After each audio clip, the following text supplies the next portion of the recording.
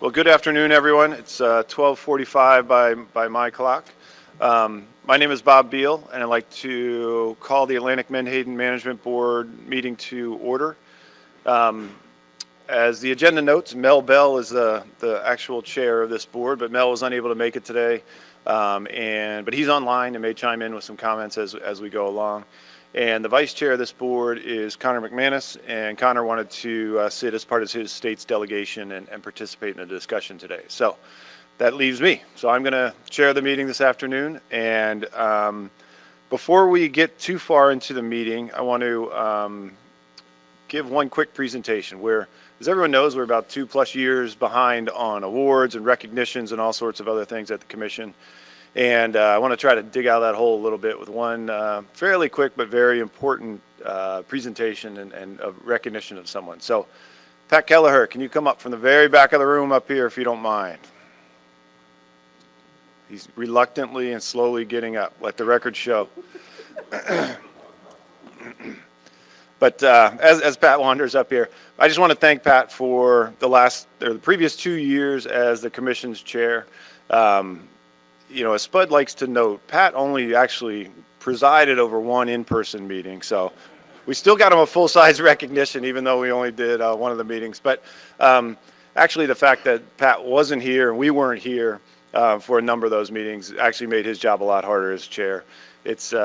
He helped a whole lot shepherd all of us through COVID, which was a bit of an experience for all of us. We made it up as we went along, but I called Pat a lot and frequently at odd hours and all kinds of different times to ask for advice and guidance, and he was always there to help out. So I just want to thank him for that and really appreciate everything he did for the commission to keep us moving along. You know, we weren't able to get together in person, but with Pat's guidance and working with Spud as vice chair at the time, he was able to get us through a lot of confusing times and keep the commission working and you know, get everybody together virtually, and a lot of the sort of protocols and practices for our virtual meetings all went through Pat, and we really appreciate his guidance and his thoughtfulness and making sure that we all stayed productive during our 2 years apart from each other. So with that, help me in thanking Pat for his time as chair.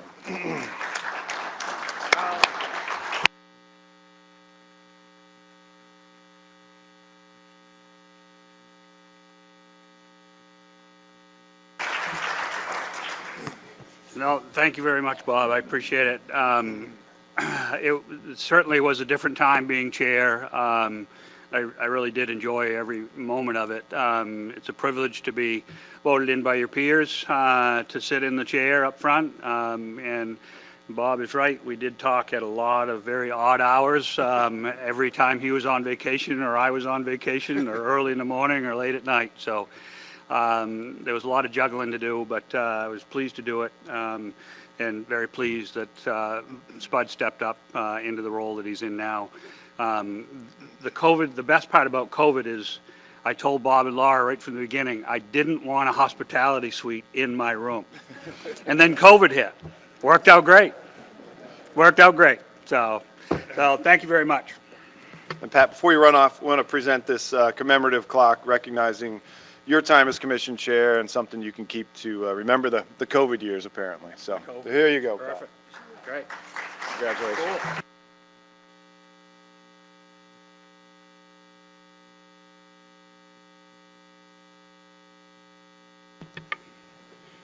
All right, while he figures out the box to put his clock in, we'll go ahead and get started with the Menhaden meeting. With that, we'll go ahead. Before we get into the agenda, just a reminder, we've got a hard stop at about 6 o'clock tonight. I know that seems like a long way off, but this is a Menhaden board meeting, so you never know. We'll take some breaks as needed during this meeting. At a minimum, we're going to have a break at 2:30 because the dessert from lunch is being brought out, and we can get a little sugar to energize us and carry us through the rest of the meeting. So plan on a break at 2:30, but if you know, we all feel that we need one before then, or it seems appropriate, we might do one, or after that. So we'll just sort of play that by ear. So with that, let's jump into the agenda. Are there any changes or additions to the agenda that was provided in supplemental or in the briefing materials? All right, seeing no hands, we'll approve the agenda by consent. And same question for the proceedings from January of 2022. Any changes or additions or modifications to the proceedings that were provided in the briefing material? Yes, Nicola. Just a point of, thank you, Mr. Chairman, a point of clarification potentially for the minutes. At one point, Mr. Gear had noted that the Menhaden fleet had lost a certain number of days, and I believe the minutes say 39. I've since heard 59, and I just was hoping that we could, that I wanted to make sure I knew that and the minutes properly reflected the number. Thanks for bringing that up. It was 59. Great, thanks for that catch, Nicola, and clarification, Pat. We will make that change in the minutes going forward. Any other changes? Seeing none, the minutes will stand approved by consent.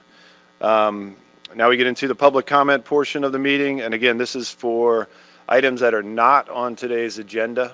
I know of two individuals, Phil Zalzak and Tom Lilly, both would like to make a comment. Are there any other individuals in the audience here or online that would like to make a comment to the board during this public comment period?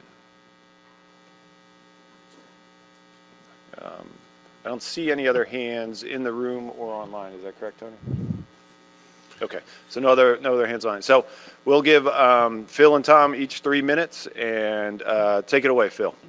All right, thank you very much. I want to talk about striped bass dependency on Atlantic Menhaden. And all you have to do is follow the science. This board and the striped bass board can actually solve this problem. So why worry about striped bass? Well, it's a $7.7 billion GDP for the Atlantic coast. That's a lot of coin. Plus, there's 104,000 jobs associated with it. In the state of Maryland, it's 10,000 jobs and $800 million. That's for one fishery. All right, so you may say, well, I don't live in Maryland, and I don't really like striped bass, but I don't really care. I live in Maine or something like that. Well, according to Dr. David Secor, 60% of the ocean stock of striped bass comes from the Chesapeake Bay. So we might be concerned with that. All right, so from Amendment 7 for the striped bass, here's some data. We've gone from 2010 to about 5.5 million fish, down about 1.7 fish. So that's over 60% drop in recreational harvest across the Atlantic coast. Well, how about Maryland? Maryland's gone from about 2.3 million fish down to 787,000 fish. And that's about a 62% drop in recreational harvest. Well, that's all right, Phil. There's plenty of fish in the Chesapeake Bay. Let's not worry about it. A lot of little guys out there. Not so. Here's the October graph with showing the long-term index for the Maryland portion of the Chesapeake Bay at 11.4. What do you think it was last year? It was 3.2, and it's been 3 straight years of very low juvenile productivity, if you will, and it kind of looks like the early 80s. All right, so we've been talking about over-harvesting Atlantic Menhaden in the Chesapeake Bay since 2004. To the credit of this board, you funded a study by Dr. Matt Seary in January of 2020, reported out and said, the higher mortality rate for Atlantic Menhaden, the higher mortality rate for striped bass. Here's a nice little graph that shows it. So you go, the lower the mortality rate, you go past the threshold and you go all the way up to the target and you can get there. So you have the data.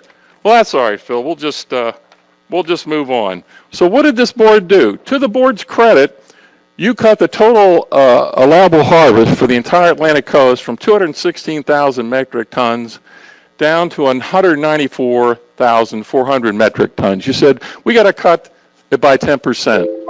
But you really did nothing about the Chesapeake Bay. And the press release, I'm almost done. The press release says the board will be accounting for the species role as an important forage fish. I haven't seen it, and this is the key board right here. Almost done.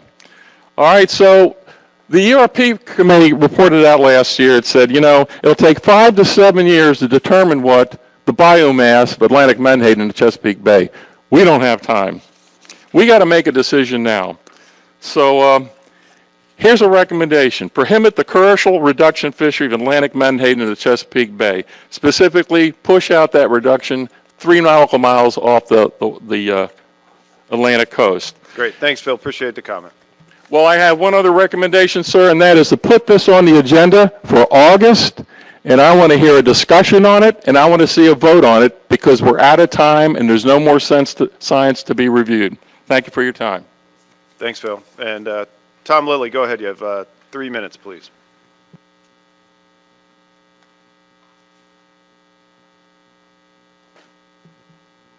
Can you hear me now? Yeah, we got it now. Go ahead. Okay, thank you. Thank you, Bob.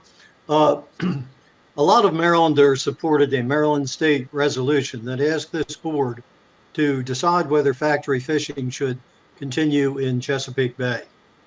That was in the Maryland Senate this year. These concerned Marylanders include 70,000 Sierra Club members, 3,000 Shore Rivers members, the leaders of 10 statewide fishing clubs, the charter captains, scientists, and importantly, the Maryland senators and delegates who make up what they call the Maryland Legislative Sportsmen's Caucus. These are the senators and delegates in Maryland concerned with protecting our conservation and fishing interests. And I guess the question for the board is, will you do what over 1 million Marylanders are requesting? Maryland, keep in mind, is the state most affected by what you allow in Virginia.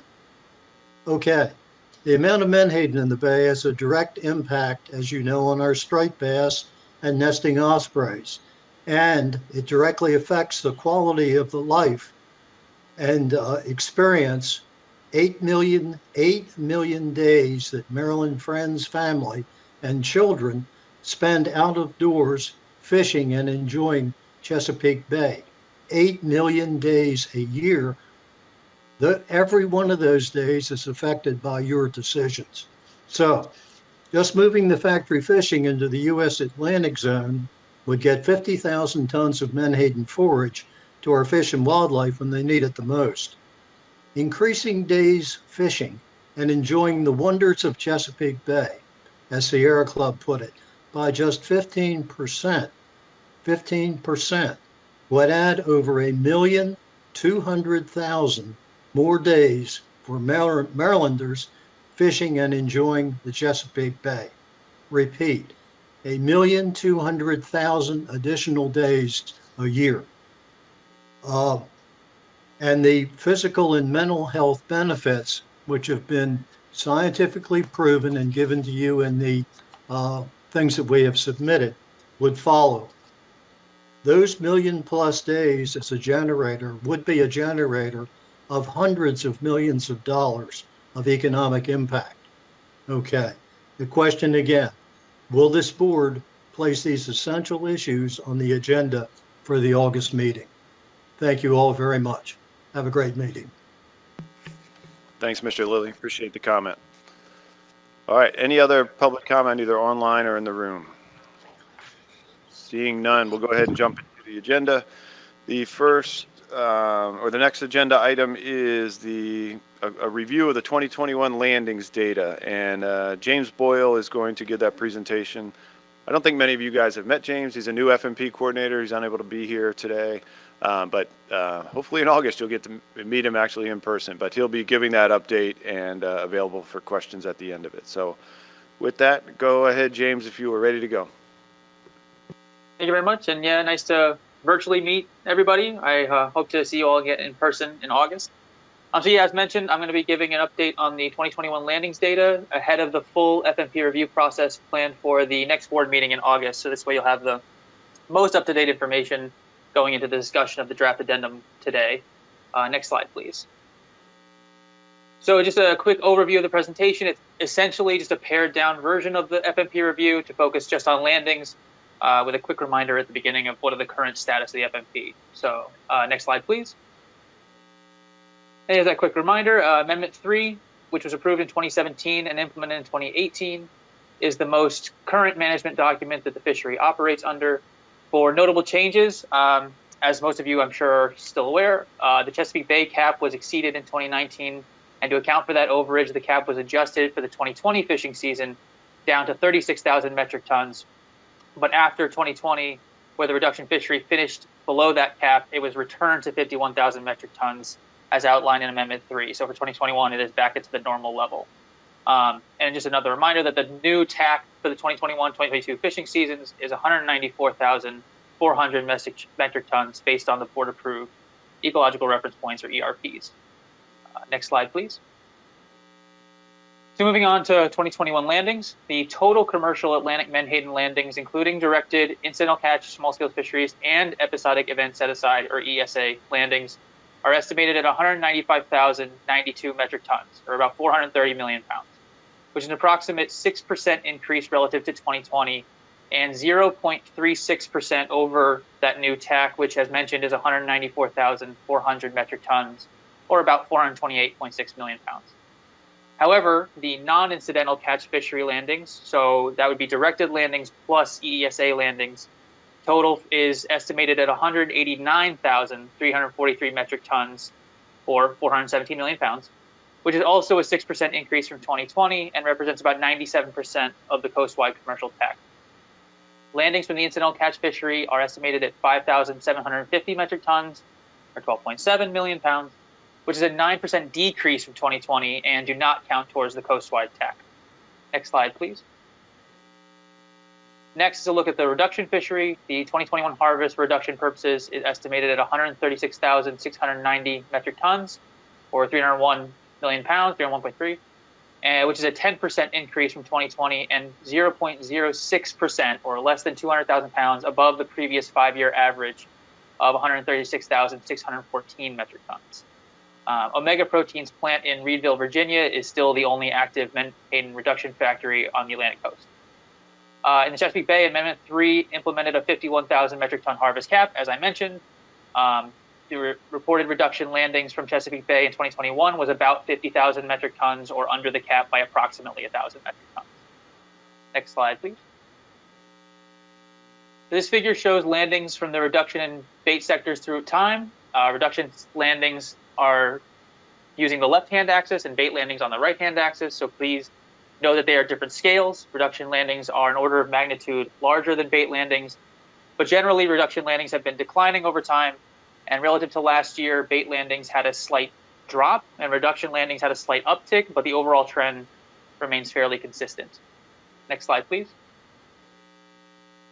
So next is a breakdown of the incidental catch or small-scale fisheries landings. As I mentioned previously, incidental catch landings in 2021 are estimated at 5,750 metric tons, or 12.7 million pounds, which is a 9% decrease relative to 2020. Maine, Massachusetts, Rhode Island, Connecticut, New York, and New Jersey all reported incidental catch landings, about 88% of which were from purse seines and 9% from gill nets.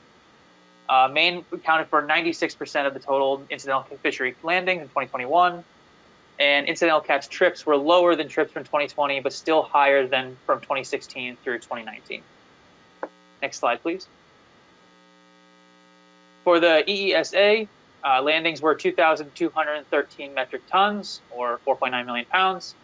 Maine, Massachusetts, and Rhode Island were the only participating states. Their combined landings were over the total set aside by about 592,250 pounds, but transfers or donations to the EESA in November and December of last year and April of this year were enough to cover the overage, so there will be no overage going into 2022 fishing season. Next slide, please. This last slide is just to demonstrate the quota performance in terms of number of transfers. The quota transfers remain high for the 2021 fishing season. There were 17 instances of quota transfer, sometimes involving multiple states, which was one more than last year at 16. Next slide, please. And that is all I have. Are there any questions before we move on to the discussion of the addendum? Thank you. Great. Any questions here in the room or online? Got one question. Allison Colton, go ahead, please. Thank you, Mr. Chair. I just want to clarify, have a clarifying question. So, James, you said the total landings were over the TAC by 0.36%, and that the incidental catch does not count towards the TAC. However, the directed harvest was below the TAC. So can you tell me where exactly the overage is coming from? Yeah, so the overage, because it doesn't count towards the TAC, I guess maybe it's not quite right to use the word overage, because it is the incidental catch that puts it over the TAC. So since it doesn't count, then technically it's under the directed landings plus the ESA are under the TAC. Okay, so it's the addition of the incidental catch that puts the total landings above the TAC for this year. Yes, that's correct. Thank you for the clarifying question. Thanks. Great. Other hands, either online or here in the room? All right, seeing none, we will jump into draft addendum 1 to amendment 3. So good news, we only have one more agenda item, so we're in good shape. So with that, Tony's going to give the majority of the presentations on the status of things from the essentially a report out from the PDT. So with that, if you're ready to go, Tony, it's all yours. Thank you, Mr. Chairman. And I thought I'd give James one meeting reprieve before I put him into the thick of things for draft addendum 1. So please bear with me as I go through the document. What we're going to do is go through it piecemeal today for our discussions. And in your meeting materials, you have a memo from the PDT with some recommendations, and I'm going to include those in my recommendations. So we'll start with an overview and a timeline. The first piece we'll get to is considering what years of data to include in the draft addendum. We'll review the draft options themselves, and then consider action today on what years of data, what we're going to include. We'll talk about hopefully removing some options from the draft addendum, and then determine whether or not we're going to consider it for approval for public comment, and that will the deciding factor of that will actually be the first decision that we make today on whether or not we include 2020 or 2021 data in the document. So the current timeline for the draft document right now is we are have provided some feedback from the PDT from the January 2022 meeting.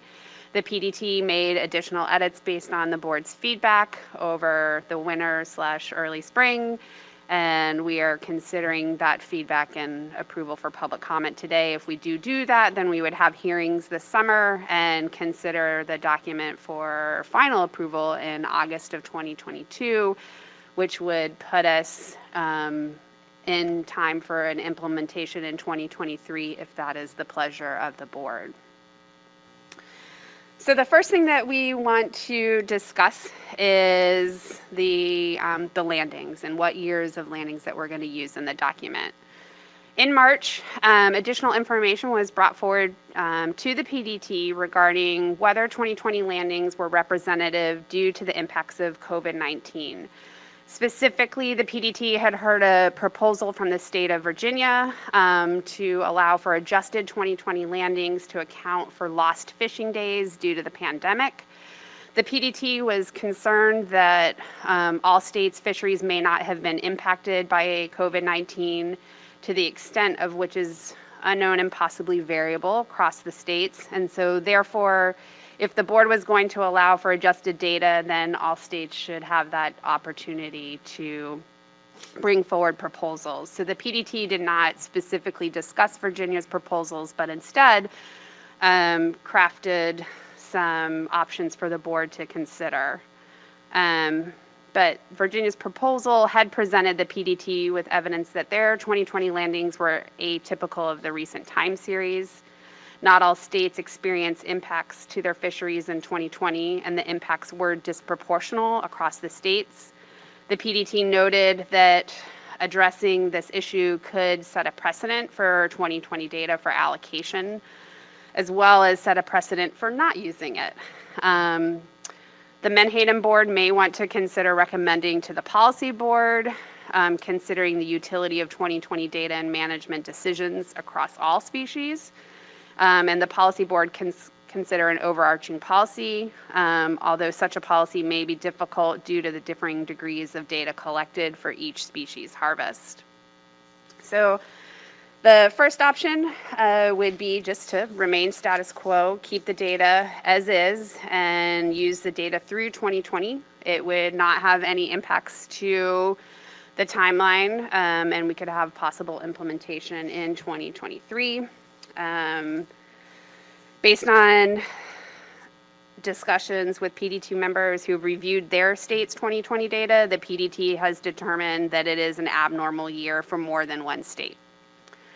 Option 2 is to allow for the adjustment of 2020 data. All states would have the opportunity to present proposals for adjustments to their 2020 landings. This would delay the addendum process and could impact the board's ability to implement in 2023. The PDT is concerned about the precedent that this would set for other species, as well as the process to develop standards to review the proposals, and the time to draft and review proposals would be very complicated and a very time-consuming process. The PDT did not recommend this option. Then the option 3 is to remove the 2020 data from the time series. Because there are concerns with 2020 data, it could be dropped and not be used for any Menhaden allocation decisions. This could delay the draft addendum by one meeting cycle, but the PDT doesn't anticipate it would delay implementation for 2023. Final action could be taken on the document at the annual meeting, and by removing the 2020 data, the PDT is concerned that the data time series would not reflect recent fishing activity. The most recent year in the document would then be 2019, and that would not be representative of the goals and objectives of the draft addendum as currently written, and the PDT did not recommend this option. The final option is option 4. It would be remove the 2020 data and add 2021 to the time series. This could delay the draft addendum as well by one meeting cycle while the 2021 data is validated. But the PDT doesn't believe that this would delay implementation for 2023. By adding 2021 in the time series, it would alleviate the concerns that the PDT has with dropping 2020 data, and adding an additional year in the time series would help reflect the current fishing activity, and this is the preferred option of the PDT. So I'm going to pause here to see if there's any questions and then see if we can have a motion on this to help us move forward with the document. Great, thanks. Yeah, let's dispense with this decision on how to handle the 2020 data because it will affect kind of everything else, carrying forward in this meeting. So we'll tackle this one first. I saw Pat Gear's hand up. Yes, I just want to thank the commission leadership and the PDT for considering this. It was never our intent to delay the implementation of this, but as Tony pointed out, there's more than one state that 2020 was an abnormal year. And my personal feeling is that we have to look at those 2020 data for allocations very carefully. I mean, because different states and different sectors within states got impacted differently. It was highly variable. So I would hope that we can support option 4, which seems to be the most straightforward. I am not supportive of delaying this implementation at all. So I think and option 4 would also give us the most up-to-date data. So, and again, I'd like to just thank the PDT for all the work they did on this. Great, thanks, Pat. Other questions on Tony's presentation or the options and sort of process moving forward? Yes, Jim Gilmore. So I mean, and I understand that logic, Pat. And really the question comes down to, we can make arguments about what the best data set is based upon a personal circumstance. So we're once again going down this road that have gone many years before, that we're going to pick some numbers and how are we going to fix it later on if we, it turns out it disadvantages one state?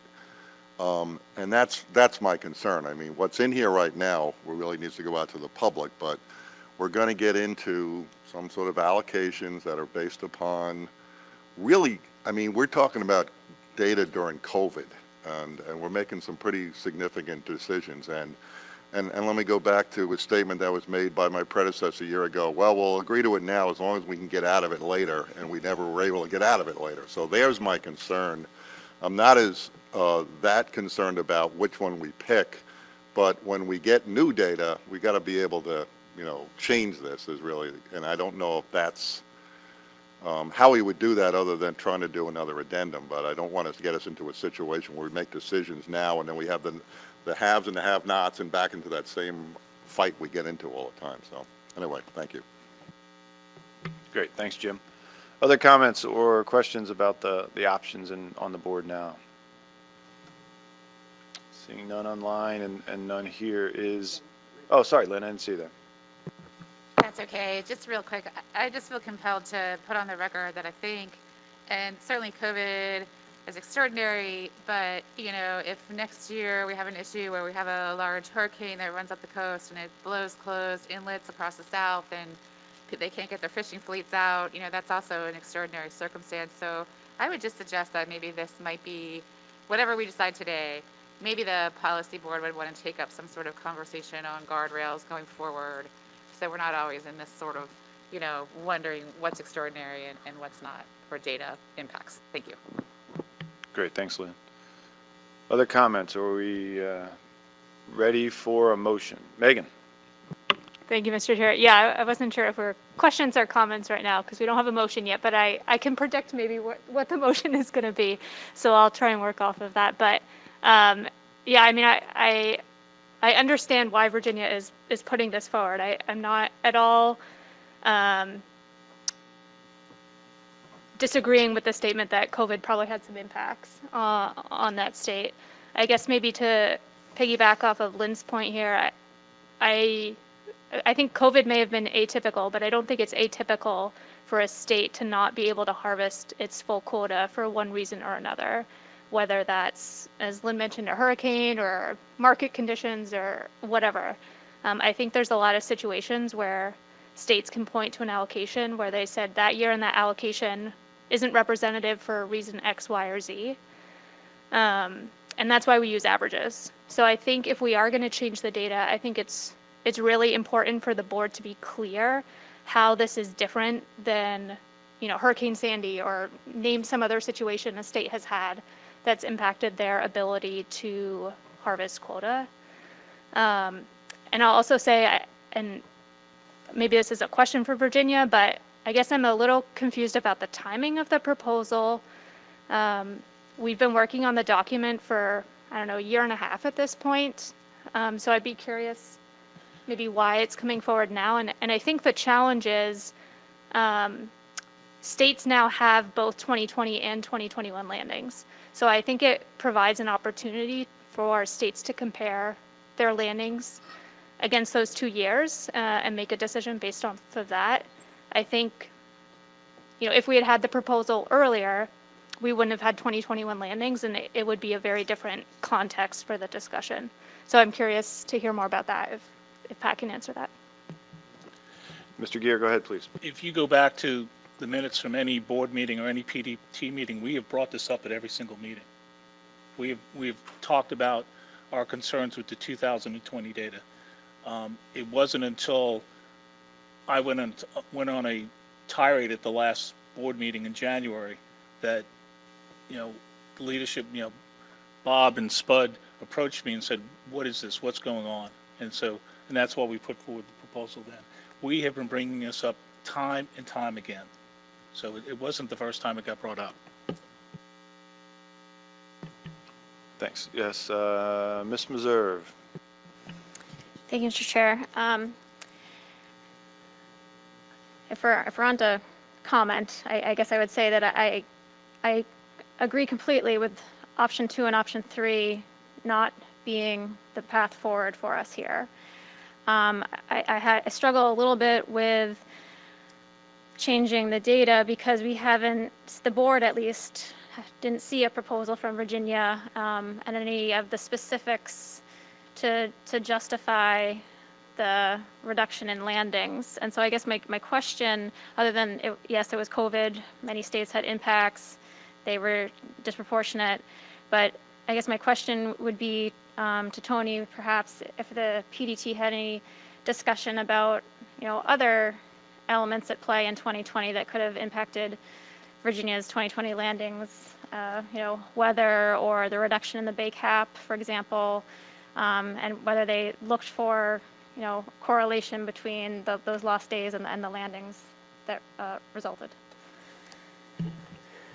Thanks, Nicola. The PDT did not dig too deep into the Virginia proposal because they, one, didn't have a directive from the board to review the proposal, and two, they were thinking about it more on, okay, so if Virginia brings a proposal forward, then do we expect proposals from other states, and how do we think about it in the context of the full coast versus the actual proposal itself? So I don't recall us asking specifically any of those questions because, again, we didn't even start to dig into the proposal.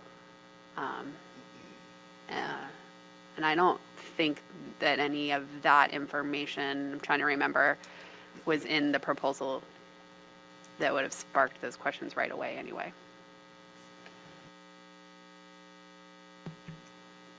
Tom Foti, please go ahead. I can understand the problem. When we had Sandy, and basically the following spring, when we opened up the fishery and none of the marinas were open, our numbers were crazy. And we were told live with them. I mean, we go through the years. But the other problem is you open up that can of worms, where do you start? We have hurricane events every year. We close ports down, we close inlets down. I mean, it's like bluefin tuna. I've gone through this. We caught the biggest catch of bluefin tunas during a hurricane one year. I mean, the numbers are the numbers. They're bad numbers. We always know they're bad numbers, and we deal with them. But I don't want to start changing in the middle of a thing. I think we should stay where we are. Ms. Patterson. Thank you, Mr. Chair. I don't like to see any delay of this decision-making process. I understand Virginia's concerns. However, as stated already, there has been other concerns, whether due to natural events, thank you, that have caused various states issues in the past in regards to their data or their statistics. I agree. I think that this needs to go back to the policy board and have a discussion if we do move forward with option four, have a discussion how 2020 data can be used in the future and have the PDT take a closer look at some of these issues that Nicola came up with to see if there could be some moderation to 2020 data. But I don't like the thought of it disappearing. Thank you. Thank you. Other comments? Yes, Connor. Thank you, Mr. Chair. There's been a lot of discussion on the removal of 2020 as it pertains to option 4. I just didn't want to lose sight of the other element of adding 2021 data for the board's consideration, given that in many ways this aligns with in my mind, the mission of the addendum to try and be contemporary of where fish abundance is in the current fisheries activities. So I just would like to have the board be thinking about both elements, and whether to think about them independently or not may be a different discussion. But within option 4, I think adding 2021 data really furthers the addendum and trying to be consistent with what we're looking at now as a 2023 implementation date. So I think adding the data further connects us between the data we're using and reality of when the addendum could be in effect. So I just wanted to bring that to light again in the midst of the holistic option 4. Thank you. Great, thank you. Other comments, questions? Seeing none. Is anyone ready to make a motion? Mr. Clark, go ahead, please. Thank you, Mr. Chair. Tony, I submitted the motion up there, and very simple, just want to approve option 4 for inclusion in the draft addendum. And based on the PDT recommendation, I'm assuming, do I have to put, is that the only option that would be in the addendum, or just in addition to status quo? John, I think it would be, it's not inclusion in the addendum, it's how we would actually change the addendum. So I would say just move to approve option 4, remove 2020 data, and add 2021 data into the draft addendum. Sounds like a plan. That works. Great, thanks, John. Is there a second to this motion? Mr. Abbott, thank you. Mr. Clark, do you want to provide any additional background on your motion? Sure. I mean, I think the document itself from the plan development team says it all. I think 2020 was extraordinary, and obviously there's problems every year, but this was a first time in 100 years we've had a pandemic like this that has so affected every part of the country, every part of the economy, and in particular for a fishery like this, which is not a sport fishery, it's entirely a industrial and bait fishery, so that much more dependent on supply chains and other things happening in the economy.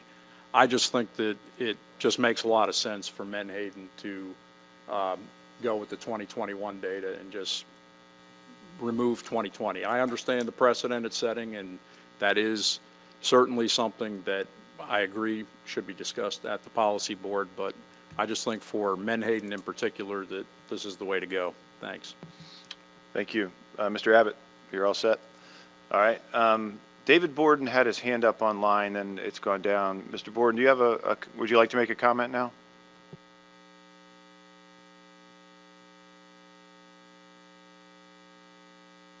David, if you're speaking, we can't hear you.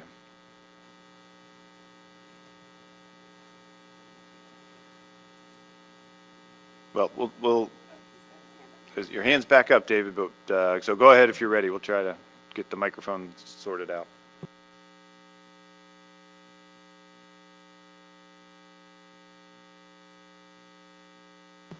We can't hear you again, David. There we go. Mic is on now. Yeah, you're all set. Go ahead. Thank you. Oh, okay. So sorry about the technical issue. I'd just like to support the motion. I think John Clark, I won't repeat his point, but I think he made a good point. We're dealing with a one-off event that happens once every 100 years. And I also agreed with the point that was made by others about the variable impacts on the states. And the final point I'd make is that I have no objections to approving this motion, but then also having the policy board take up the general discussion, because I think there's going to be a lot of discussion on some of the other policy board matters and species management matters that are going to relate to this. So it might be a useful exercise to have a more inclusive discussion of that. Thank you. Great, thank you. And just so everyone knows, the way this, if this motion were to pass, functionally the way it would operate is any of the options that are in the draft document, 2020 data is pulled out, 2021 data is plugged in. So it doesn't change the range of options other than just swapping out those 2 years worth of data. That's how this functionally will be applied. Senator Miramont, did you have your hand up? Yes, thank you, Mr. Chair. And folks, the problem I see with starting that is that with the climate change we're seeing in the Gulf of Maine affecting so many things, places like Maine or other states could start to say, well, we had this affect us, and those incidents seem to be more frequent and more severe. So unless we think that we should start adjusting to every storm that comes along or other issues societally that affects the fisheries, we better just stick with a path that's pretty even-handed. And if we find real problems with it, we can adjust. But this isn't a real problem to start adjusting for. We should. So thank you. Thank you. Mr. Train, do you have your hand up? Thank you, Mr. Chair. I guess I have a question, and most of you know I spend most of my time on the water. 59 days is a lot of days. Is this 59 boat days? Was the whole fleet in? Did the factory shut down? I mean, there was 6 months and you were shut down 2 of them? The factory did not shut down. I mean, Mr. Deal is here if you want to hear from him directly. I'm just trying to figure the 59 days It was is 59 huge. vessel days. 50 Vessel days. So vessel one days. boat, 59 days out of the 8, or not all 8 boats. Out of a 200-day season. Thank you. I'll kind of move down the line. Mr. Pugh, go ahead, please. Not the whole fleet. I don't think that the discussion is not necessarily about weather events. They do come and go often. This is a one-off because we were instructed not only federally but by our states also to shut our businesses down. That is what the COVID start was in 2020, was to shut things down. And the proof of that is in the amount of days that Virginia is stating. So it was a one-off. It is a 100-year anomaly. So I support the motion. Great, thank you. Lynn Fagley, go ahead, please.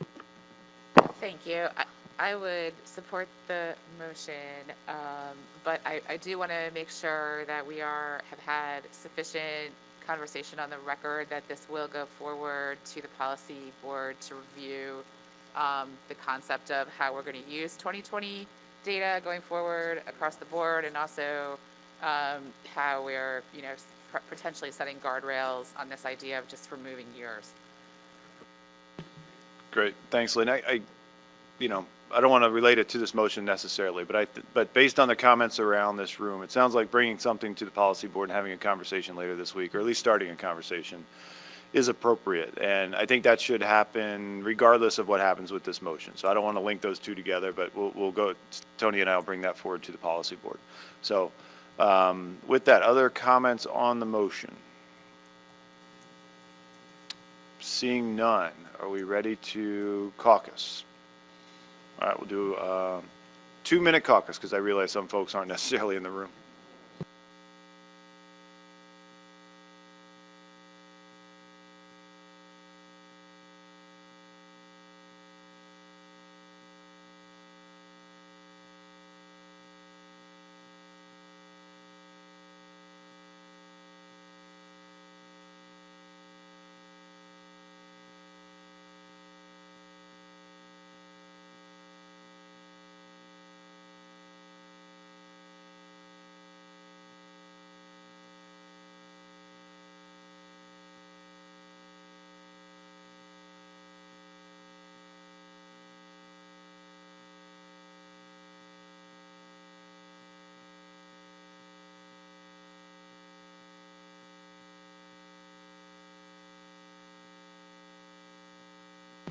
Does anyone need more time to caucus? Is everybody all set? Massachusetts, you guys okay?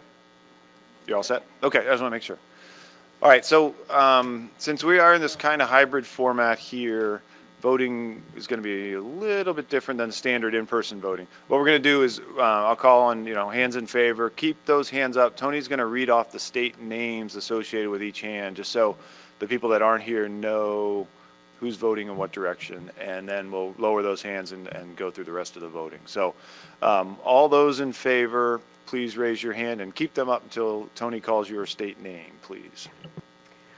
Rhode Island, Commonwealth of Massachusetts, Connecticut, New York,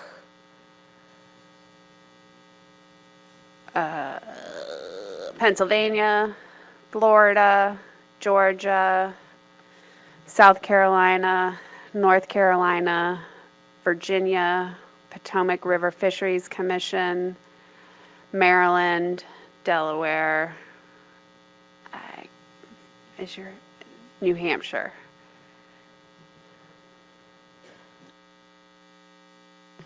I counted 14 in favor. Hands down. Those opposed? And National Marine Fisheries Service, Bob. Okay. And- Sorry, Chris. Thank Which way is National Marine Fisheries Service voting, Chris? In favor? Yes, please. Great, thank you. All right, so with that vote, I counted 15 in favor. Any states or jurisdictions in opposition, please raise your right hand. Maine. Any others? All right, seeing no others. Any null votes, N-U-L-L? New Jersey. Any abstentions? Seeing none. That motion carries 15 in favor with 1 vote in opposition and 1 null vote. So thank you. And Tony, ready to carry on to the next elements of the addendum? Yes. All right, Maya, we are going to move on to the next slide. Reorganize myself. Okay. So, as it stands, the document has 48 options in the addendum.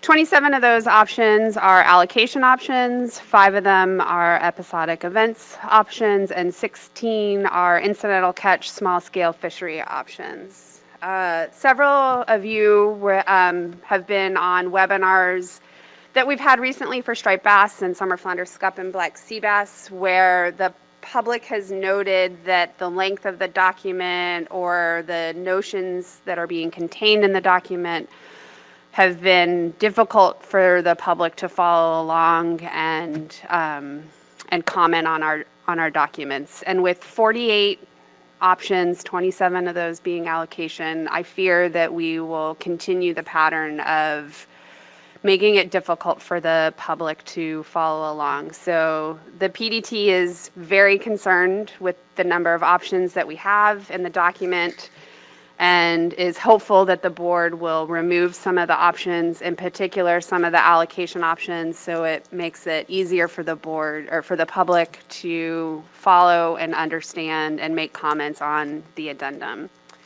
Staff also, please, for that from the board. Thank you for my indulgence of my double duty of staff and PDT member. So, moving forward, as a reminder of the objectives of the allocation section of the document, it's to align with recent availability of the resource, to enable states to maintain current directed fisheries with minimal interruptions during the season, and to reduce the need for quota transfers and to fully use the annual TAC without overage. The PDT used the same 2-step approach as outlined in Amendment 3. We first consider the fixed minimum allocation and then second allocate the remaining TAC based on timeframes. And just as a reminder to the board that when we do the allocation, the episodic event allocation comes off the top, and then we set this individual state allocations. Just as a quick reminder, that got a little confusing last time. So thinking about the fixed minimum approaches, the PDT developed the options to reduce the amount of TAC that was reserved for the minimum allocation while still allowing states to acquire the necessary allocation when combined with the second step allocation. At the last meeting, the board moved Florida and Delaware from Tier 1 into Tier 2 of Option 3, but they left those states in Tier 1 in Option 2. These states were placed in the lowest tier by the PDT because the 0.1% minimum, when combined with Step 2 and the incidental catch small-scale fishery options, would provide sufficient coverage to the minimal amount of landings these states have landed over the last 12 years. In addition, by altering these options, it results in no significant difference in the minimum allocation between the two options. So the PDT is recommending either restoring the original options or removing one of the two. The other thing that the board moved was New York went from the second tier into the third tier of option 3. The PDT is concerned that the board misunderstood the overall outcome of the fixed minimum approach. Under the original options, there were very few instances of lower tiered states exceeding their allocations at the end of the allocation process. However, those states that did come up short, which is very minimally short, would be made whole under the additional provisions of the plan. So things like the incidental catch small scale fishery. The states that do come up short do not have high volume landings, thus would be able to land using incidental catch and small scale fisheries, even if they were restricted by this document.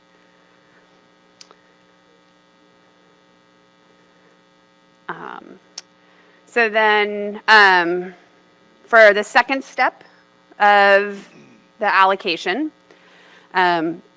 we have the first option is status quo, and option 2 are pretty straightforward. It's just the average landings from the timeframes listed. Status quo is using 2009 to 2011, and option 2 is just using the most recent 3 years. It'll be 2018, 2019, and 2021 based on the action just taken by the board.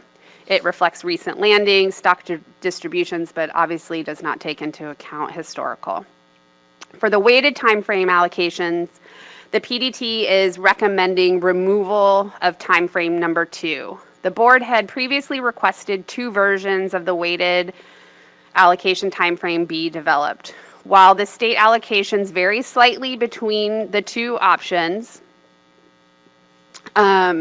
they are conceptually the same. By having 2 options, it increases the number of options in the document. And so the PDT reiterates its recommendation that timeframe 2 be removed because it achieves the same objective, and timeframe 1 utilizes the original time series from Amendment 3 plus the most recent 3 years. So the bright yellow circle is the one the PDT is recommending removal. 3B. And then the other option for the second step of allocating is the moving average. In response to the board's concern about the types of landings that can affect the moving average, the PDT split option 4 into 3 sub-options, 4A through C, and the PDT drafted 2 new options based on the board feedback.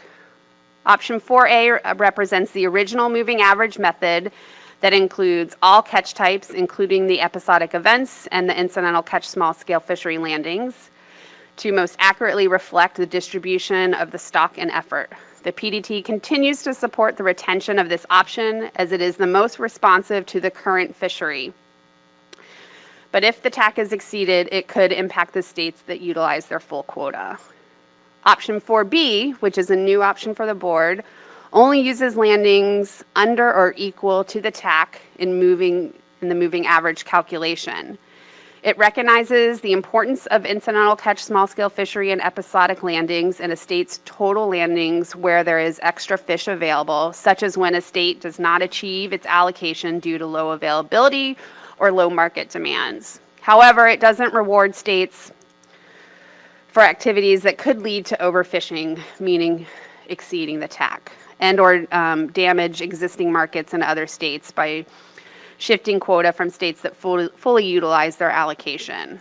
Proportional allocations of those 2 types of landings, the incidental catch small-scale fishery and episodic, among participating states eliminates concerns about differences in timing and availability of extra fish when it might be available. The PDT supports retention of this option as it adds protection for states that fully utilize their fishery, but it doesn't represent the current fishery as well as option 4A does. Option 4C is an option that the board asked the PDT to put together. It eliminates incidental catch, small-scale fishery landings, and episodic landings from the calculation of the moving average.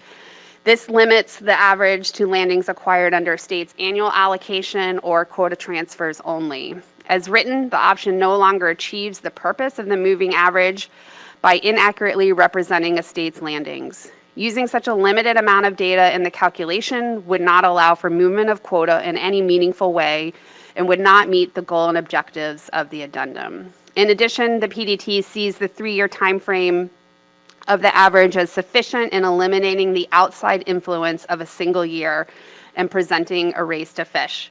And that was one of the concerns that the board had raised for putting this option together at the last meeting. And the PDT recommends removal of option 4C.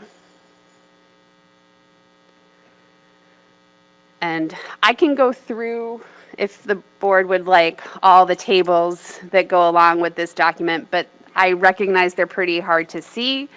They are in the document, and so I think I'm going to skip it and just see if we have any questions for me on the allocation part of the addendum. Great, thanks, Tony.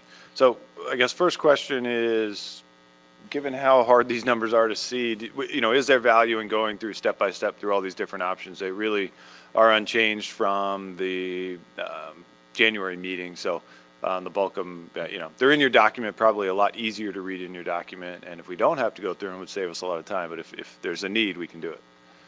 In addition, they will change now that 2020 data is out and 21 data will be in. Yeah, exactly. So in the slides that Tony just presented, anywhere it said 2020, view that now as 2021. So not seeing any hands or any interest in going through slide by slide.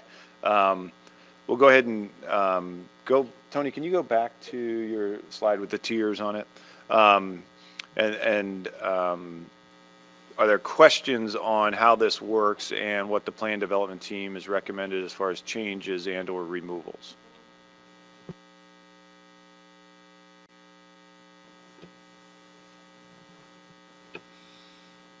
All right, great. So this is a starting point. Mr. LaFrance, go ahead, please. I just have a question. If you could go back to the slide where you had the objectives of the thing, could you just go back to that slide for a second? You had the objectives of what we were trying to do with this amendment, addendum, excuse me. Right there. I just want to get clarification on number 4. Fully utilize the annual TAC without overage. I think it kind of comes into what this question is going to be about. The way we have it currently is incidental catch and the incidental catch numbers are not included in the TAC. I guess I'm trying to understand how that relates to some of the other things you're taking out. So in other words, given that the TAC, when we talk about fully utilize the annual TAC, are we also including in that bullet there the TAC that's associated with the incidental catch? It's a kind of a in the weeds question, but I'm just trying to make certain when we're talking about the TAC, we're talking about all landings being underneath the TAC. And right now, incidental catch is out. And it may impact some of the other questions is my point.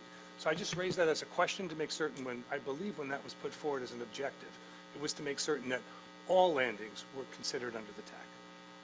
That's my point of view. That was my sitting on the working group. That was our understanding at the time. Rob, as I think that could be in the eye of the beholder of the board member. I will say that the PDT's objective of making changes to the fixed minimum was to turn a lot of the incidental catch small-scale fishery landings into TAC landings, into directed fishery landings. Previously, roughly 8% of the quota was allocated under those fixed minimums. Under the new options, I think it's closer to like 5, I have it in my notes, 5.2% would be under the fixed minimum. And so it does shift some of those landings into directed landings. It is the pleasure of the board to determine whether or not incidental catch small-scale fisheries are counted in that TAC or not. And that's why I raised the question.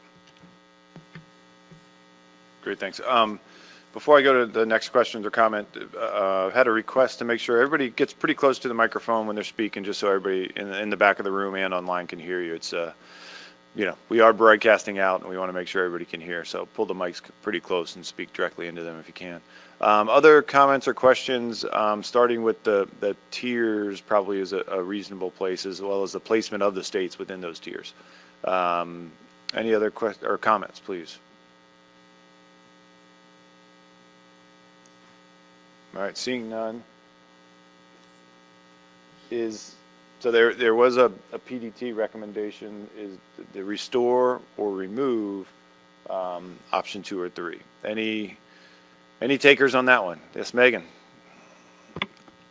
Thank you, Mr. Chair. I had sent a motion to staff, if they're able to get that up. Awesome, thank you, Maya. Move to remove option B, which is the 2-tiered fixed minimum approach from section 3.1.1 in draft addendum 1. And if I get a second, I'll provide some rationale. Okay, John Clark, is that a second? John Clark seconds that, and back to you, Ms. Ware, please. Thank you, John. So I generally agree with the PDT that the two tiered approaches that are left are basically equal in their objective. So I don't think we need both, and I'm leaning towards keeping the 3-tiered option because in my mind, I think there is a difference between states which have had no commercial fishery to date and states which have had small commercial fisheries to date. And I think the 3-tier option better distinguishes between those two different categories of states. And then I also think at our last board meeting, the board spent a lot of time working on that 3-tier option. So I rather preserve that work of the board moving forward. Thank you. John, do you have any follow-up comments on the motion? No, Mr. Chair. Megan said it, covered everything well. Thank you. Super, thank you. Roy Miller, you had your hand up a moment ago online. Do you still want to make a comment, or is it on a different subject? No, I had my hand up to second Megan's motion. All right, excellent. Thank you, Roy. Other comments on the motion that's on the board to remove option B?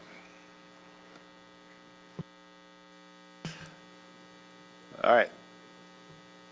Seeing none in here or online, is everyone ready to caucus? And maybe a 1-minute caucus, and we'll see if that's enough time, and then we'll vote on this.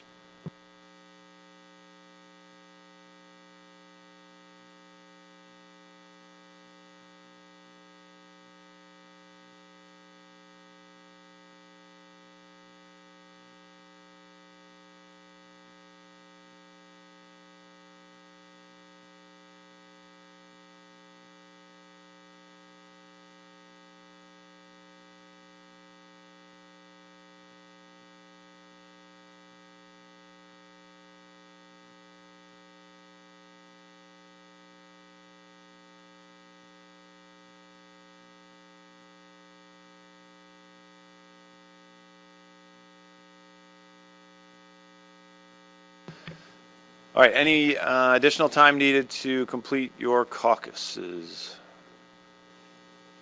Seeing no hands here or online, we will, let me try this. All right, is there any opposition to the motion that's on the board? All right, seeing no hands online or here in the room, there seems to be no opposition. Is there any abstentions to the motion that's on the board? All right. Seeing no opposition or abstentions, the motion carries by consent. So we're making progress.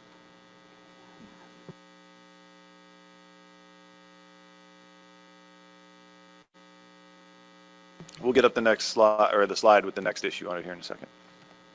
Great. Thank you, Maya.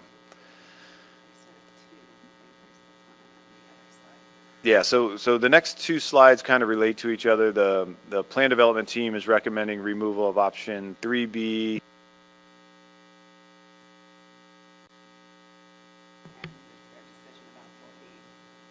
and 4C, and then there's some consideration for option 4B as well. So it's probably easier to work through these individually. Is that right? So let's go back to option 3B. Is there any appetite for following the recommendation by the plan development team and considering removal of the option 3B with the slightly different time frame from option 3A is the only difference. The only difference there is 2011 and 2012 or year is included or excluded. So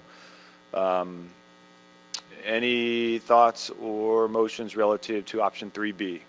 Yes, Joe, Mr. Spino.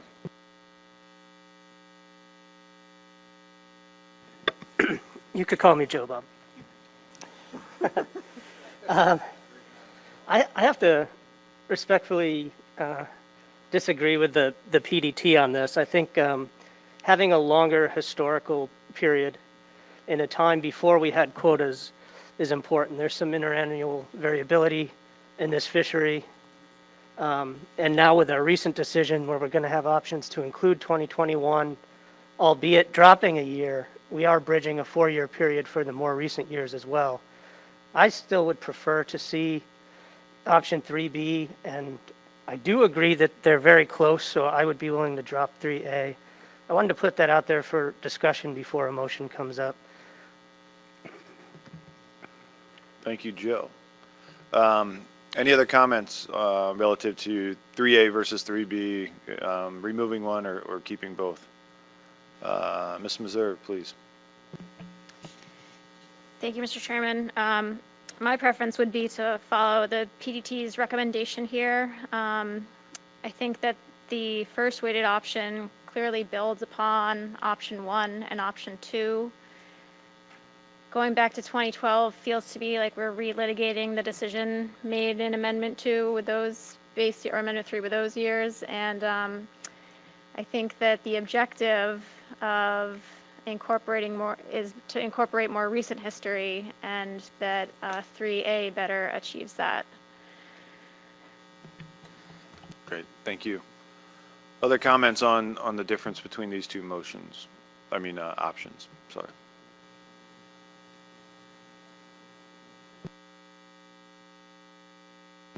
So one of the things that's going to complicate the discussion throughout the rest of this meeting is, okay, you don't necessarily know what these options look like because you don't have the 2021 data included in these two options. So, between this meeting and the August meeting, the plan seems to be, staff and PDT will put the 2021 data in here. That's going to change some of the percentages in the associated tables and associated with option 3A and 3B.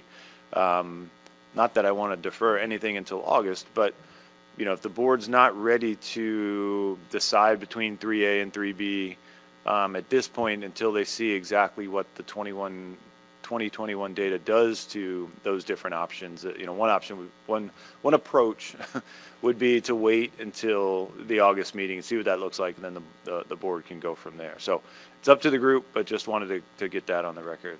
Ms. Fegley.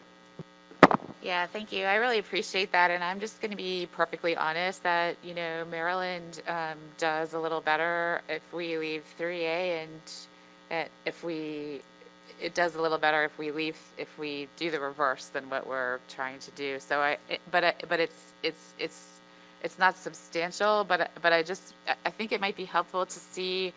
It's nice to make a decision based on the facts and not necessarily on the numbers, but I think in this case, the numbers might just be helpful to keep us all in good faith negotiation.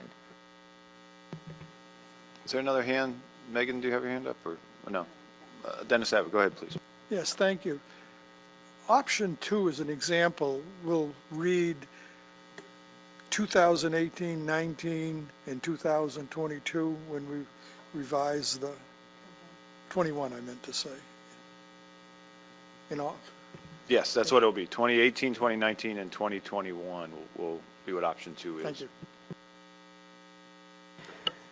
And I'll, as staff, from my original request is that just because the PDT did not ask you all to remove something, it doesn't mean that you cannot remove something, because again, even with the few options that the PDT does recommend taking out of the document, there still are a ton of allocation options in this addendum. So as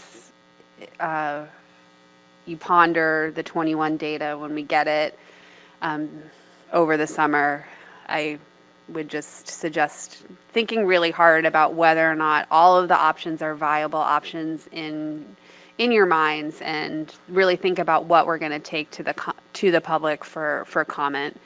Because even with removing some of the ones that we'll still have, I think, at least 15 options in the document, which is still a lot of allocation options. Great, Tony. Thanks for that reminder. Mr. LaFrance, go ahead, please. Just a question on process. So if in fact the staff were to run these both 3A and 3B, at our next meeting we could decide, after the numbers were in front of us, whether or not we would include these to go to the public.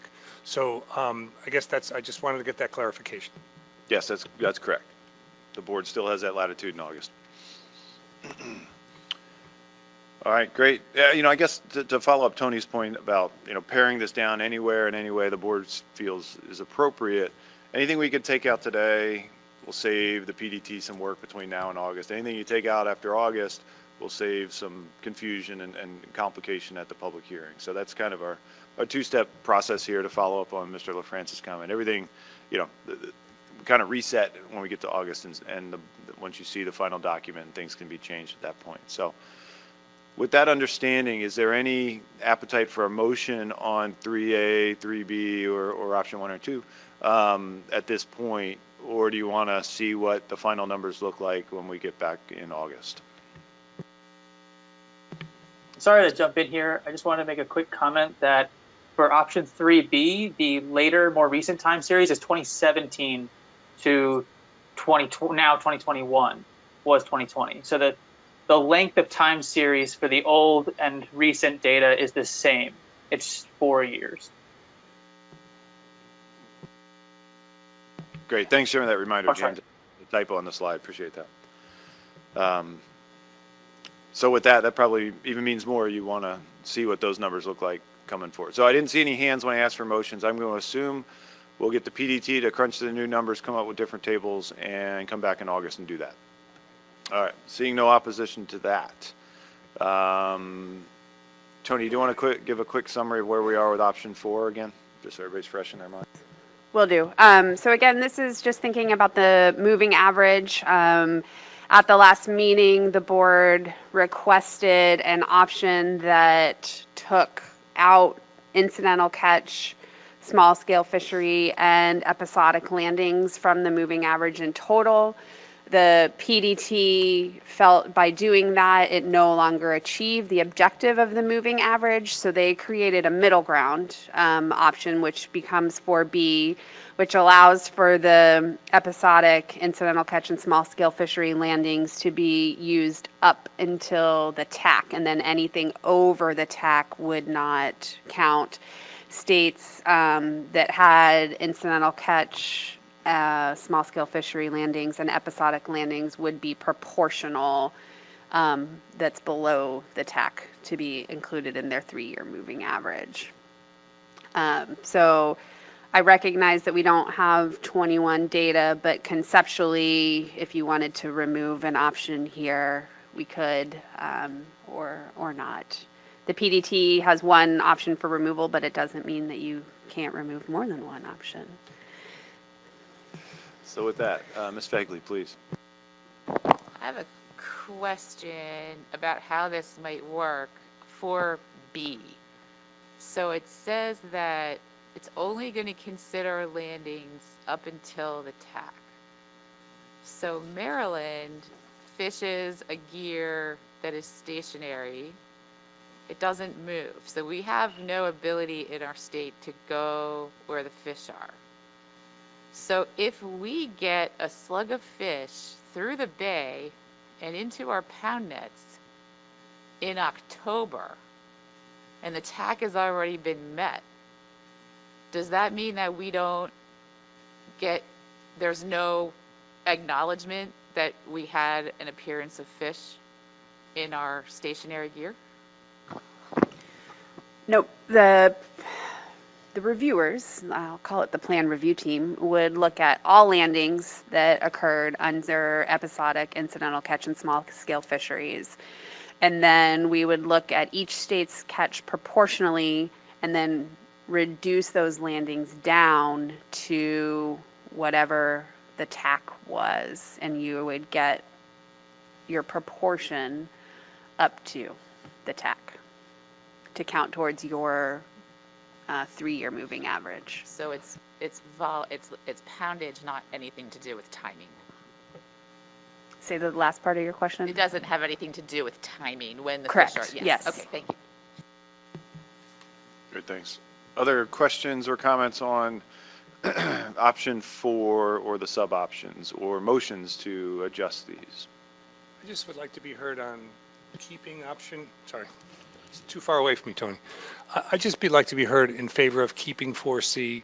I recognize that it may be something we want to take out when we go to public, but I do think it's going to be helpful for us to understand the analysis in terms of the information, to basically take a look at the moving average just as it relates to the allocations, the actual allocations without including the EESA and the ICSSFF. So my sense is that that data would be helpful to us in better understanding what we go to the public with. Rob, just so that the PDT understands what I'm trying to see maybe if the PDT can provide you with additional information, because the moving average is trying to reflect the availability of the fish and what states are actually harvesting. That is the goal and objective of the moving average itself. So the 4C option does not meet that goal and objective at all. And so I'm trying to understand what you're trying to get at it, out of it, by keeping it in the document so the PDT can make sure that they bring that information to you. So what I see happening is the information that you have for each state's individual allocations will be what's moving.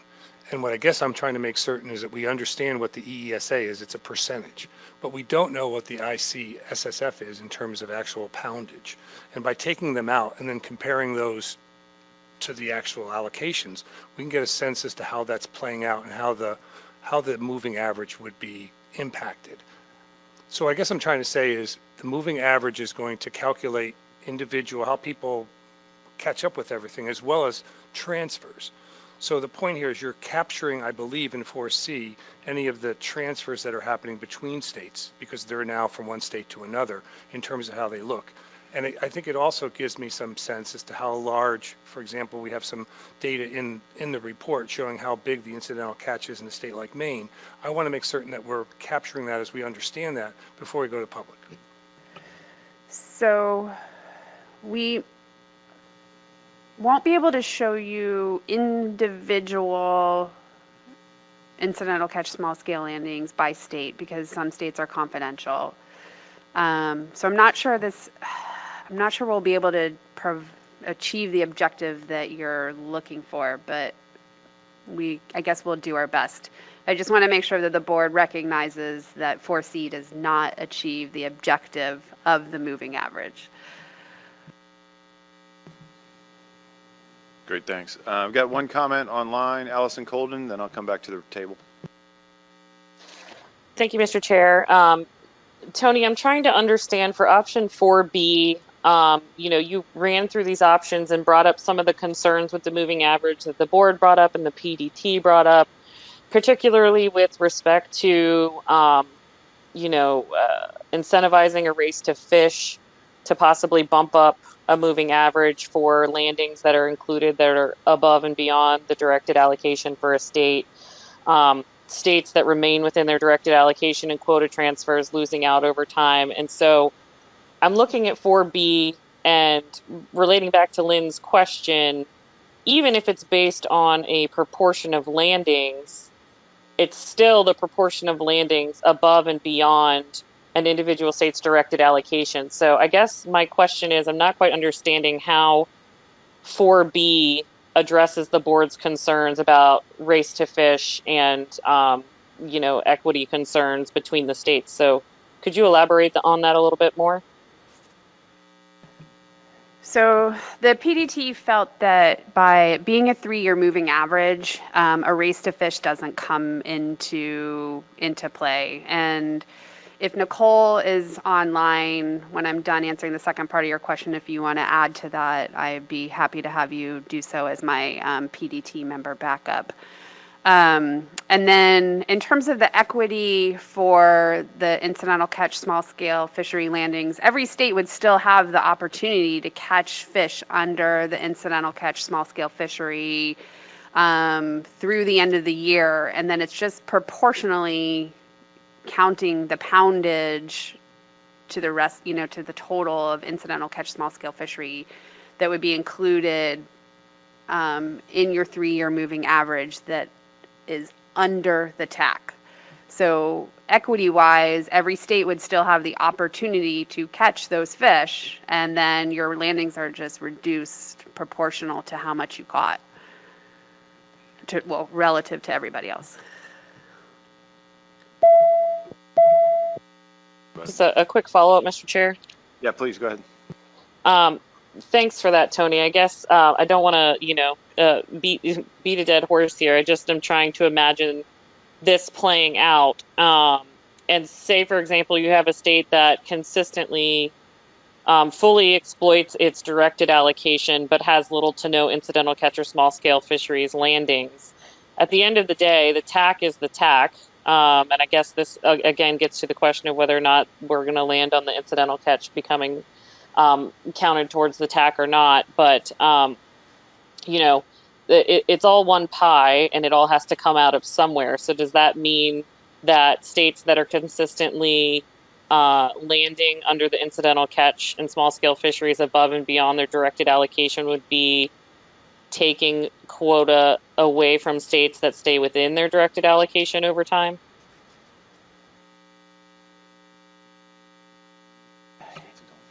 If a state does not fully utilize their TAC, then one may argue that they don't have the availability of fish to utilize them.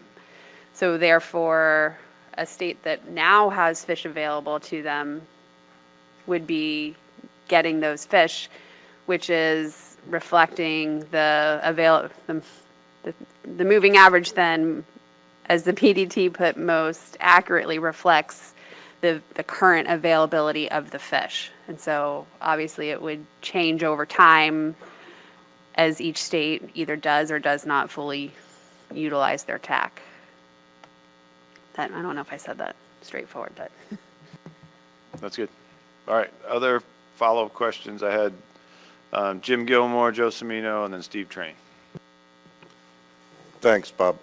So Tony, just your response back to Rob before, so I understand that, and essentially said that, well, the incidental catch and the small-scale fishery, really, we can't get that information, or I guess that and it goes back to the initial objectives of the addendum, was we were supposed to try to come up with, to really characterize what the actual landings are. But if we can't get that, so if we can't get it, 4C makes no sense, because essentially we're not going to be able to put data in that. But that, I don't know, that just concerns me, because it's always been the discussion about, well, really, what are the landings from that, and are we going to at some point be able to figure that out? We can tell you the overall quota. It depends on the year. Some years states have confidential data, and some years they don't. So it depends on the year. So we can give you the total coastwide amount. Maybe we might be able to break it out by regions. It depends. But specific to, I can't give you poundage for each state currently.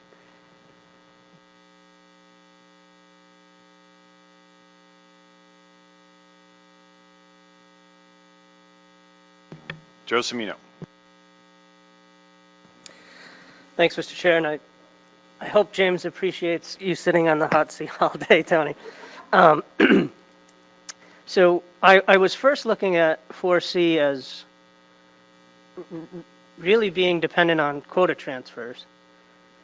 But then your comment about if a state wasn't able to utilize their entire quota, that would suggest something about the moving averages. And then that put the 4C kind of back into play for me, unfortunately. But I think overall I could support its removal. But I guess what you were trying to explain in 4B is the importance of a state's percentage of the coastwide landings. Is that really what's going to be the overall formula? It'll go beyond TAC. It'll be back to sort of how we see these tables with a state's percentage of the coastwide landings. If you're looking at what is the heart of the moving average and you want it to be at its most optimal use, let's call it, then you would choose 4A because that takes all landings from the states and moves quota around on an annual basis based on where the availability of the fish is. And that takes the TAC, transfers, episodic, and incidental catch small-scale fisheries into play in it. And it really tells you what a state's quota is based on availability and the current fisheries. 4B is going to do that kind of, but it keeps any landing, it keeps it in check to the TAC, and it's going to proportionally adjust the incidental catch small scale fishery landings and episodic landings for each of the states. So it's almost there, but not quite totally there. Follow up, Joe, or are you all set? All right, great, thanks. I had Steve Train and then Lynn Fake. Thank you, Mr. Chair. I have to simplify these things in my mind to make them work. To me, this all goes back to the Baltimore meeting when we started trying to figure out where the fish was going to be and who was going to get it, what it was going to be, and no state ever wanted to give up quota in any fishery that it had any more than any fisherman ever wants to give up quota he had, even if he's catching fish, not catching the fish. And so what I see is 4A and 4B are the same thing as far as redistribution of quota, except 4A does it more aggressively. 4C is stay where we are and we'll have to keep trading stuff, as was just said. And I think it's very important to understand that these incidental catch fisheries and episodic event fisheries allow us to show the reflection of the shift in the fishery and allow us to shift that quota, and to lose that option and stick with something like 4C totally doesn't reflect everything we talked about back at the Baltimore meeting when we started this. So I think it's important that 4C is eliminated and we look at 4A and 4B, unless I've totally got confused in this discussion. How could anyone get confused in this discussion, Steve? Lynn, go ahead, please. Thank you, Mr. Chair. So I think Steve and I are going to the same place. So first of all, with 4C, I think the issue there is that particularly for these gears that are fishing that don't move, which are incidental, they should be considered almost a sampling gear in this case. So they are, when the fish are showing up in those gears, the fish are there. When the fish are not showing up in those gears, they're not there. So if you remove those gears from this calculation, you're removing your signal and what's telling you that the stock is shifting. And I just want to be sure that when we're thinking about this, that everybody understands, and it's something Commissioner LaFrance said, that under the incidental, those fish are counted. There's a full accounting of what's being caught. We just might not have the exact information because of confidentiality issues, but we do know, if we're catching fish under the incidental catch provision in Maryland, there is a very clear accounting of every fish that goes into that net. And I want to follow that through with, if we're in a situation where we're closing something like a pound net fishery, what we're not going to be starting to count is all of the dead fish that are released from those nets, because we have to shut down. So I just kind of want to make that clear, that 4C, and I really do like this idea because I think it's creative. It's something we haven't done, and it could actually get us into a new place with allocation. I mean, these are sort of brutal arguments that we have to have over and over again. So if we can figure out a way to get this in here and help the public understand it, I think it would be worth our time. Great. Thanks, Lynn. Nicola, go ahead, please. Thank you, Mr. Chairman. I really agree with Lynn's comments. I also see option 4C as making the fight for transfers, a real food fight among the states. There's already a lot of states. In the last years, we've been trying to negotiate and do things collectively. But if we're relying on solely transfers to document and show moving the distribution, I think 4C may have some unintended consequences for cooperation among the states. And so based on this discussion thus far, I'd be willing to make a motion to remove option 4C. Let's see, it's option 4C from section 3.1.2. Great. Thank you, Nicola. Is there a second? Steve Train seconded the motion. Any additional support or comments, Nicola? I don't believe so. Thanks, Bob. Steve, you're all set as well? All right, great. Comments on the motion?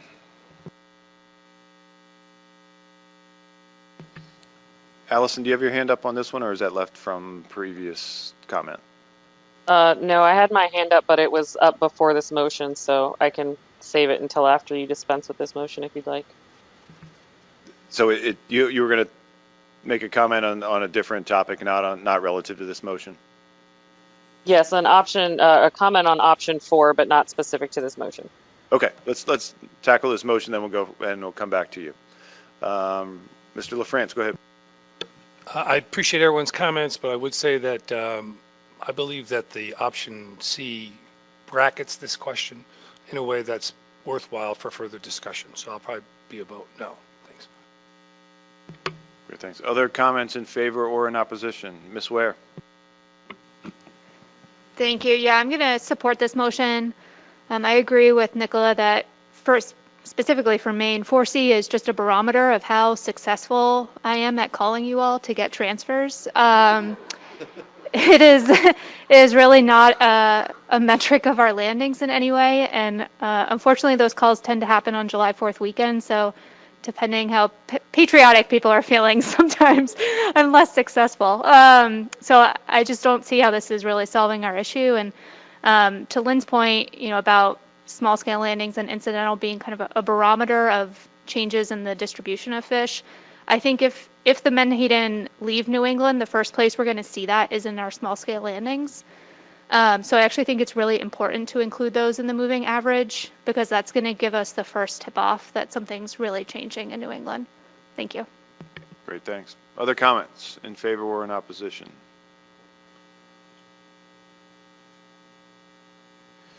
Seeing none in the room and none from the virtual participants, are we ready to caucus? Looks that way. 1 minute caucus, please.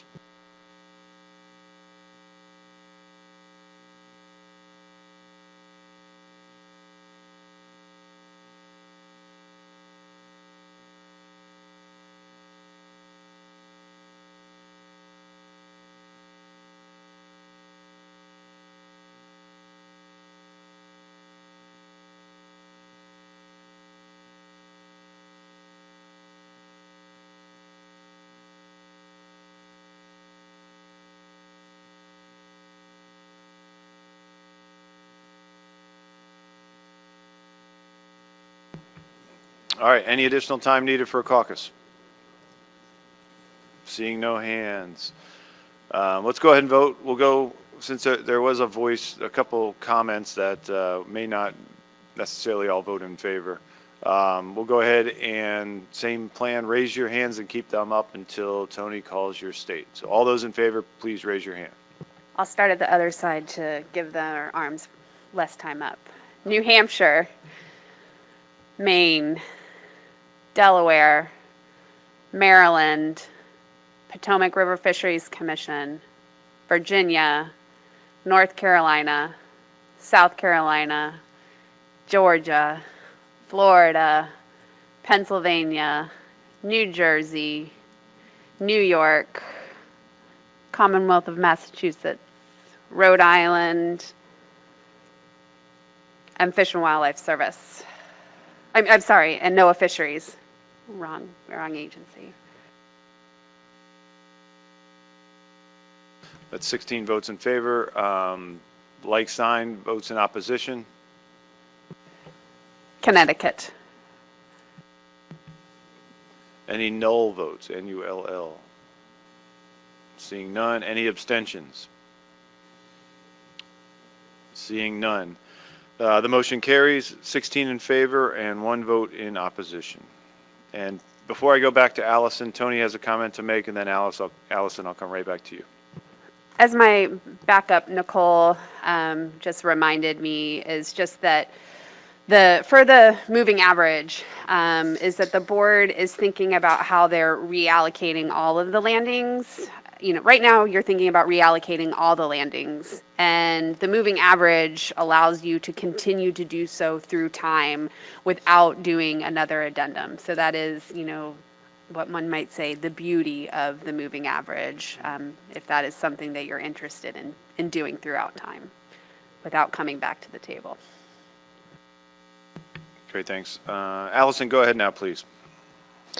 Thank you, Mr. Chair. And, you know, I think Tony's comments, just to put another point on this before we move on, obviously a lot of the options in this document are intimately connected and dependent upon one another. And this one in particular, I think how well it works and what kinds of incentives it creates and how it will work in reality is based a lot on the options that we will consider later on in the document for incidental catch and small scale fisheries.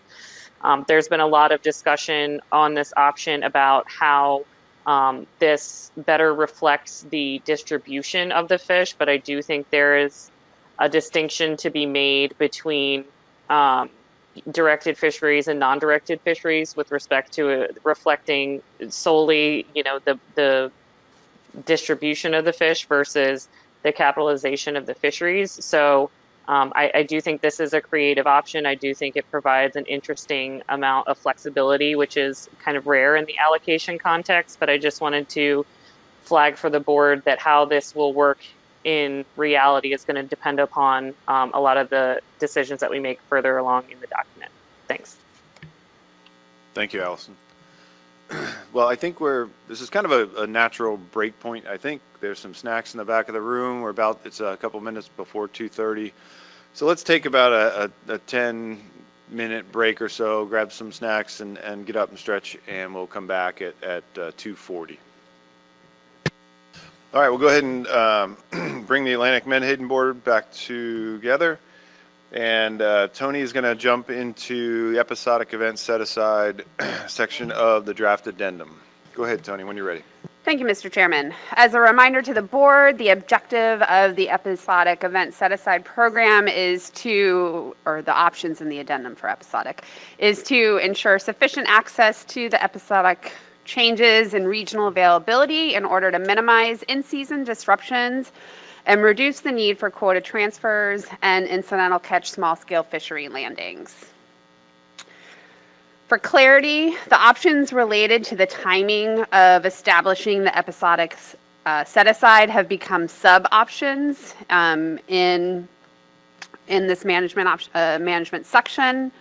The sub-options would allow the board to decide how the set-aside could be adjusted either as a static value during final action of this addendum or dynamically during specification proceedings. So there are only two main options here. One, status quo, the set-aside would be 1%. The other option is that the board could increase the set-aside up to 5%, and you would either set a value through final action. It could be anywhere between 1% and 5%, or the board would dynamically set them during specifications, and that could range between 1% and 5% each time specifications came up. And it can be set either on an annual basis for specifications or on a multi-year basis. And before I noted that this note only applies for the if a tiered minimum approach. I'm trying to remember. So, as I had said previously, the minimum allocation under Amendment 3 allocated 8% of the TAC to the time frame based on the allocation of state quotas.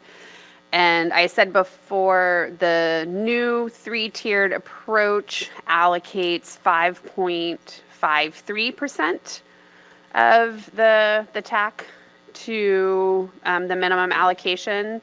So the amount of quota left by selecting this tier is 2.47%, and that would be reallocated to the states. But if we increase the episodic to 2.47 or less, that would result in a similar value in pounds being removed from the TAC prior to the time frame based allocations. In Amendment 3, 9% of the TAC went, 9% of the TAC either went to the episodic or the fixed minimum approach, if that makes sense. So these are the new options. The PDT did not make any recommendations for changes. All right. Any questions or comments for Tony on these two options under episodic event set aside and or the the comment she made at the end, sort of the interrelationship between the tiers and the episodic event set aside and how the minimums may change depending on how much is set aside for episodic events. So any questions on these options, or is everyone comfortable with these two options and two sub-options going forward in the document? Seeing no comments or no hands, either real or virtual, I will assume everybody's comfortable with these two options going forward and the two sub-options for option 2. So with that, Tony, carry on to the next topic. Thank you, Mr. Chairman. All right, then moving on to the incidental catch and small-scale fisheries. Excuse me. As a reminder, the objective for the options in this document are to sufficiently constrain landings to achieve an overall management goal of meeting the needs of existing fisheries, reducing discards, and indicating when landings can occur and if those landings are part of the directed fishery.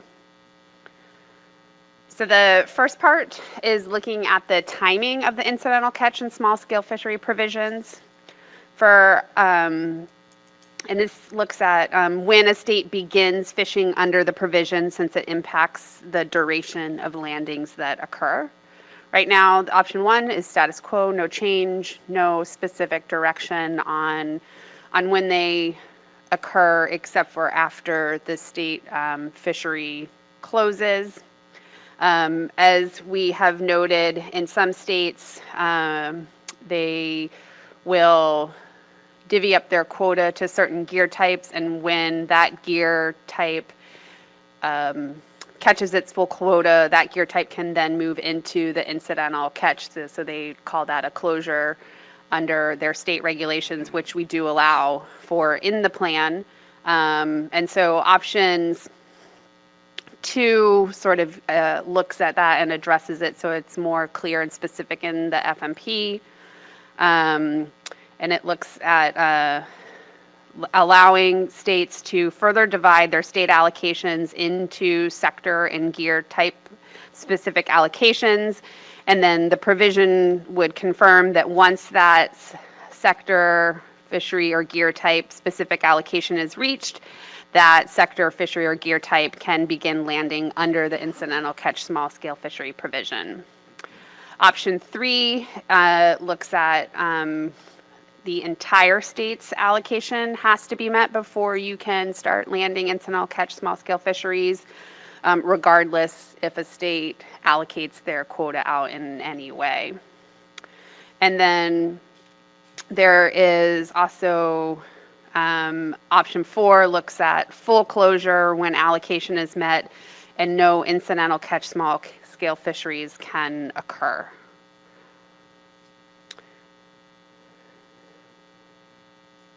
And then moving on is the permitted gear types of the incidental catch small scale fishery. For this, we are trying to address the volume of landings under the provisions by removing some gear types that are allowed to catch incidental catch and small scale fisheries. So option one would be no change, continue to allow all the current gear types that are catching IC SSF landings. Option two is to not allow purse seines. All other small scale and non-directed gears could be maintained. The provision would apply to both small scale directed gears and non-directed gears, but exclude purse seines. This option is included due to the growth of directed landings from small scale purse seines in purse seine gears in recent years. Landings from purse seine gears would count against a state's directed fishery quota. Option three would be to only allow non-directed gears in the incidental catch small scale fishery landings. This provision applies to non-directed gears only. Under Amendment 3, this includes pound nets, anchored, stake gill nets, drift gill nets, trawls, fishing weirs, pike nets, and floating fish traps. Then moving on, looking at the trip limits for the directed small-scale fisheries and incidental catch. The goal of these options is to limit the annual volume of incidental catch small-scale fishery landings by reducing the trip limit. Option one is status quo. We would maintain the 6,000 pounds for all gear types. It still includes the 12,000 pound provision when you have 2 people on the vessel. For both options 2 and 3, the proposed change in the trip limit would only apply to small scale directed gears. Those gear types are listed in the document, but as a reminder, they're cast nets, traps, excluding the floating fish traps, pots, haul seines, pike nets, hook and line, bag nets, hoop nets, hand lines, trammel nets, bait nets, and purse seines, which are smaller than 150 fathoms long and 8 fathoms deep. Non-directed gears and stationary multi-gears would still be able to land up to 6,000 pounds of menhaden per trip per day, with 2 individuals working from that same stationary multi-species gear. And together they can land up to 12,000 pounds. And that could still apply for options 2 and 3, but the total pounds would just be double what the trip limit is listed. So option 2 being 4,500, double that you get 9,000 pounds. For option 3, 3,000 pounds, double that you get 6,000 pounds. All right, I'm gonna pause here and see if we have any questions before we get into the PDT recommendations for the next set. Great, thanks, Tony. Questions on incidental catch small scale fishery provisions up to what Tony has presented? Jim Gilmore, go ahead, please. Sorry, thank you, Mr. Chairman. Can you go back to the first slide under this and then The objective one? I'm sorry, or the next one. Next one. So timing. Yeah. Okay, that one's fine. Go to the next one. All right, so option 2 and, well, option 3, and I won't put up a motion to take it out yet, but for New York, we don't have a purse seine. Purse seines are prohibited by law now, so we can't even use them. So our entire fishery is by seine. And now, if seine is a non-directed gear, I don't have a fishery anymore. So I don't know if that's so my preference clearly would be to move to take that out, but I'd like to have some discussion to see if there's other states that have a strong opinion about leaving that in. Thanks. Great, thanks. Other comments or questions or response to Jim's comments? I got Roy Miller online. Go ahead, Roy. Thank you, Bob. I have a relatively small question, point to make concerning the definition of trammel nets as a where they're characterized. When I used trammel nets many years ago, we used them interchangeably with gill nets. I don't understand why trammel nets aren't listed as SSF type gears along with gill nets.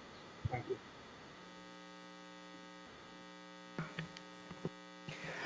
Roy, it was a little difficult to understand. Are you asking why trammel nets were not included in the directed or non-directed fishery?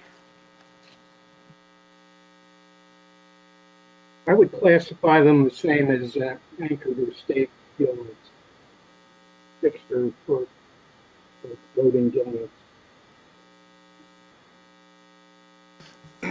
Roy, we're having trouble understanding you. Your comments earlier in the meeting were really clear. This one's kind of sounds like you're underwater a little bit. Well, let me try again. It's a minor suggestion, but I just wondered why trammel nets aren't classified the same as gill nets, because I used them interchangeably many years ago. Thank you.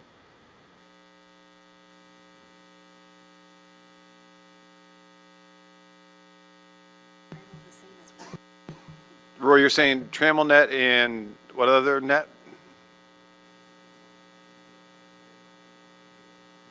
Trammel nets and gill nets are pretty much Gill nets, okay. Used for the same purposes. Okay, great. No, we're just having trouble hearing you. We'll take that question back to the PDT and bring back a response in August. Is that right, Tony? All right. Thanks, Roy, for that. I've got Lynn Fagley and then Allison Colden. Yeah, thank you, Mr. Chair. So just in response to Jim's query about option 3, so, you know, that really goes back to the original spirit in 2012 of this provision, which was to figure out a way to handle these gears that are not specifically directing on Menhaden, but they're encountering Menhaden, and it might be hard to get the Menhaden out of those gears if you catch them. And so then you're just going to wind up with a bunch of floating fish, which doesn't do anybody any good at all. So I think the reason to leave it in is because it is sort of the original spirit. But I'm curious about the same what you said. So you said your fishery is now just sane, and if this is if this is chosen, then you won't have a fishery. And if you could help me understand what you mean by that, how that would play out. So the entire fishery has turned into a shore-based beach seine fishery, and it's completely a beach seine. And in fact, we had some out-of-state permits that would come in, but again, the legislature banned any kind of purse seining. So the entire, at least the targeted fishery, comes down to being a beach seine. So because of the definition under non-targeted gear, the majority, there is some extra landing, but the vast majority of the landings come from the purse seine. So if that option went through, it would close New York's fishery. Because you don't have enough quota to cover that fishery. Because they would be fishing under your quota, right? I'm just trying to understand how. Yes, they're fishing under our initial quota, whatever, and then they can go to,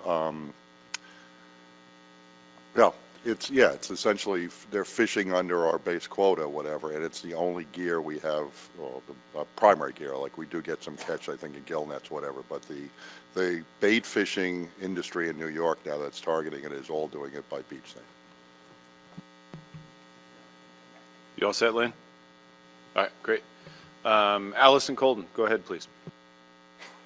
Thank you, Mr. Chair. So Lynn covered some of this. I had the same question for Jim because I originally had written down that Sane was non-directed gear. So I got that clarified. Thank you, Jim. You know, I think to reiterate Lynn's point, the non-directed gears only is sort of a direct mirroring of Amendment 2 and where this provision initiated or originated.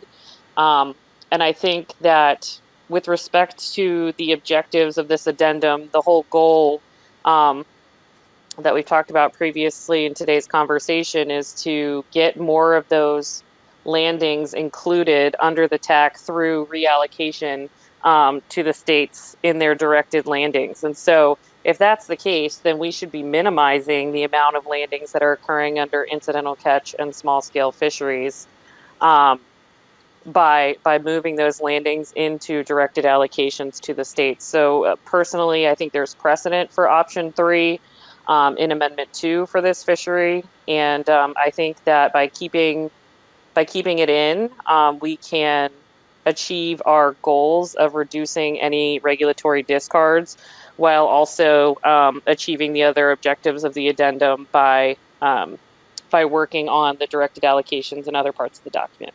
Thanks. Thanks, Allison. Tom Foti? Yeah, Jim, I'm just curious with the bycatches. Didn't your observers looking at the bycatcher when they haul seine from the beach? I mean, because historically there's a lot of fish sitting underneath usually you get a chance to escape when you're basically doing it out in the boat and you're purse seining. But when just pulling everything on the beach, because I used to go out to Montauk years ago when I lived in New York and watch when they haul seine for striped bass. And there was a lot of bycatch in that. So any idea what the bycatch is in the purse seine fishery? Again, we don't have a purse seine fishery. So I mean a seine fishery. The seine fishery, again, they're targeting on, the problem with this is that they're the only gear we have targeting, and so we go through our quota, then they get to incidental catch, the only gear they have left is beach seine. So maybe a suggestion, instead of eliminating it, is to essentially non-directed gears and beach seines, or, add that in, because we went through this a while ago with our official definitions of gear being targeted versus non-targeted, and we had some kind of squirrely things we did. But if we added that in, then I think that would solve the problem. Great, thanks, Jim. Let's see if there's other questions, and you can see if you want to try a motion to do that.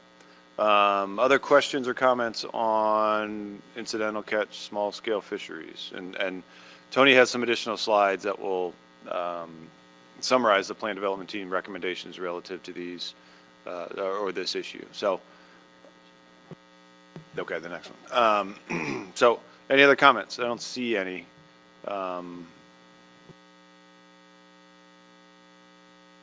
So, Jim, I don't know if you want to do it now or you want to hear what else Tony has to say and then come back to your idea of section 332, option 3. Why don't we finish Tony's, and then maybe we can do, if we got another piece, we can do it in one motion. All right. With that, I don't see any other hands here or there. So, Tony, you're up. Thank you, Mr. Chairman. I'm going to start with the PDT recommendations on this one. And it's relative to the section that I'll go over on catch accounting for the incidental catch small scale fisheries. As a whole, the PDT believes that catch accounting options for these fisheries are not effective or efficient, and the goal of the catch accounting approach can be achieved through a combination of the reallocation alternatives and the incidental catch small scale fishery subtopics, such as gear restrictions and trip limits. Even after editing the options in this topic, based on the board direction from the February meeting, the PDT's concerns still remain, and they urge the board to remove this section in its entirety. Options 2 through 4 would need to operate under considerable time lag, as the landings are not finalized until the fall of the following year. Under option 2, the board would be unable to make timely decisions and take action until 2 years until 2 years after the management trigger is tripped. So, for example, if landings have exceeded the cap more than 10% in 2022, the board would take action in 2023, and implementation would occur in 2024. Under options 3 and 4, the proposed adjustments to the TAC or set aside would similarly not be addressed until 2 years after an overage occurred. Additionally, option 3 could result in more latent quota if the set aside is not fully used. The board has indicated that latent quota is an issue that should be addressed through this addendum, and this option may exacerbate that issue. Finally, both options 3 and 4 could result in overages caused by a minority of states that impact many. If there is an overage by one or few states in 1 year, it would reduce the available set aside, option 3, that all states could access, or potentially reduce all states' quotas in option 4. Additionally, these options could therefore potentially result in constant overage payback cycle, creating a new management problem for the board. So, as a reminder, here are the options themselves. The goal of these management options were to create a system where annual incidental catch and small-scale fishery landings are limited and there's accountability for overages. Under option 2, landings under this provision shall have a catch cap equal to 1% of the TAC. The cap is not a set aside, and landings would still not count against the TAC. Landings are reported by states as part of the annual compliance reports, and if reported landings exceeded the cap by more than 10% in a single year or exceeds the cap 2 years in a row, which would be the trigger. Regardless of the percent overage, the management trigger is reached and the board must take action to reduce the incidental catch small-scale fishery landings. In option 3, landings under the provision shall count against a 1% set aside of the overall TAC set annually at the beginning of the fishing season. If the set aside is exceeded in a given year, the overage will be deducted on a pound-for-pound basis from the next subsequent year's set aside. For option 4, the total landings under the provision would be evaluated against the annual TAC. If the total landings exceeded the TAC, the overage would be deducted on a pound-for-pound basis from the next subsequent year's TAC. And just to reiterate, if the board takes additional action through the gear provisions, the trip limit provisions, the PDT is not concerned about the TAC being exceeded through the incidental catch, and they are not concerned about the stock status for Menhaden, and that is why they are recommending removal of these options, because of the administrative burden and the inefficiencies of the lag that would be caused through these options. And then the last piece for the incidental catch small-scale fishery management options is to allow access to the episodic at less than 100% of a state's allocation.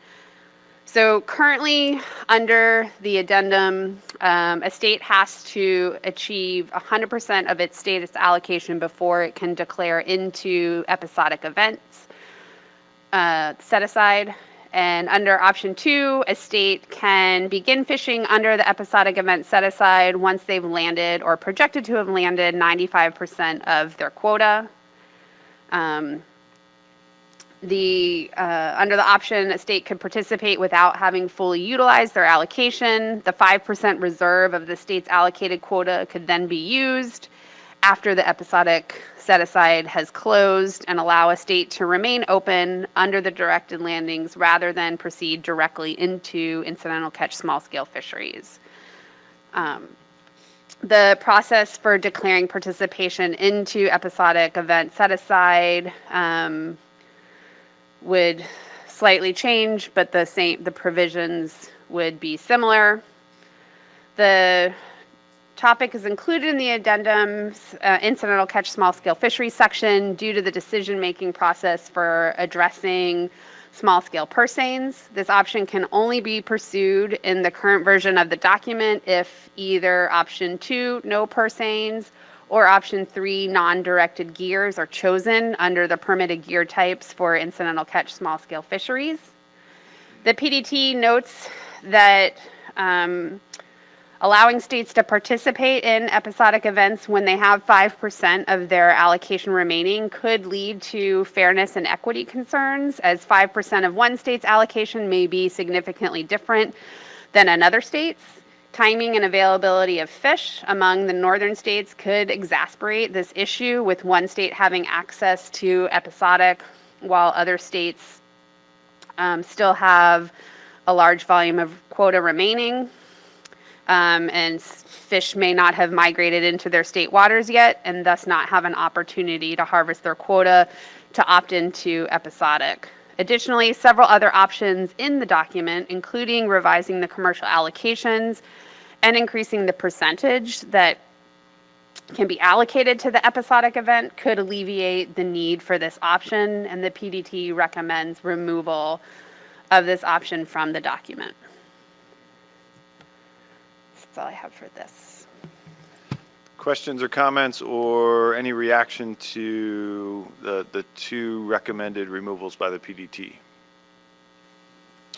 Let me go to Allison Colden. She had her hand up, and then I'll go to you, Lynn.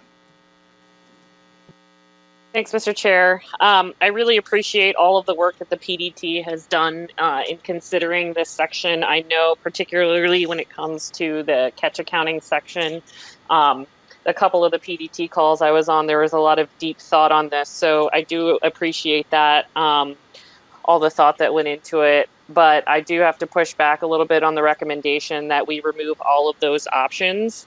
Specifically, Tony brought up a point that I think is included in the memo, that there's no concern about, the stock status of Menhaden, but that's really ever since, 2 years ago, it's not about only the stock status of Menhaden. We're operating under ecological reference points, and our management framework with Menhaden now takes into account its role in rebuilding the ecosystem, in particular our focal species in the ERP model, striped bass, which we know is in a rebuilding time frame right now. So to say that, we have a TAC that is based on a level that is supposed to support the rebuilding of striped bass, and to say that exceeding that TAC is not an issue, or that there should be no board action when that occurs, is something that I personally can't get behind. I think it's important that we are accountable to that TAC. Just earlier today, the landings are preliminary, obviously, and we'll hear them again in August, but our 2021 landings are over the TAC. We heard that and we moved on.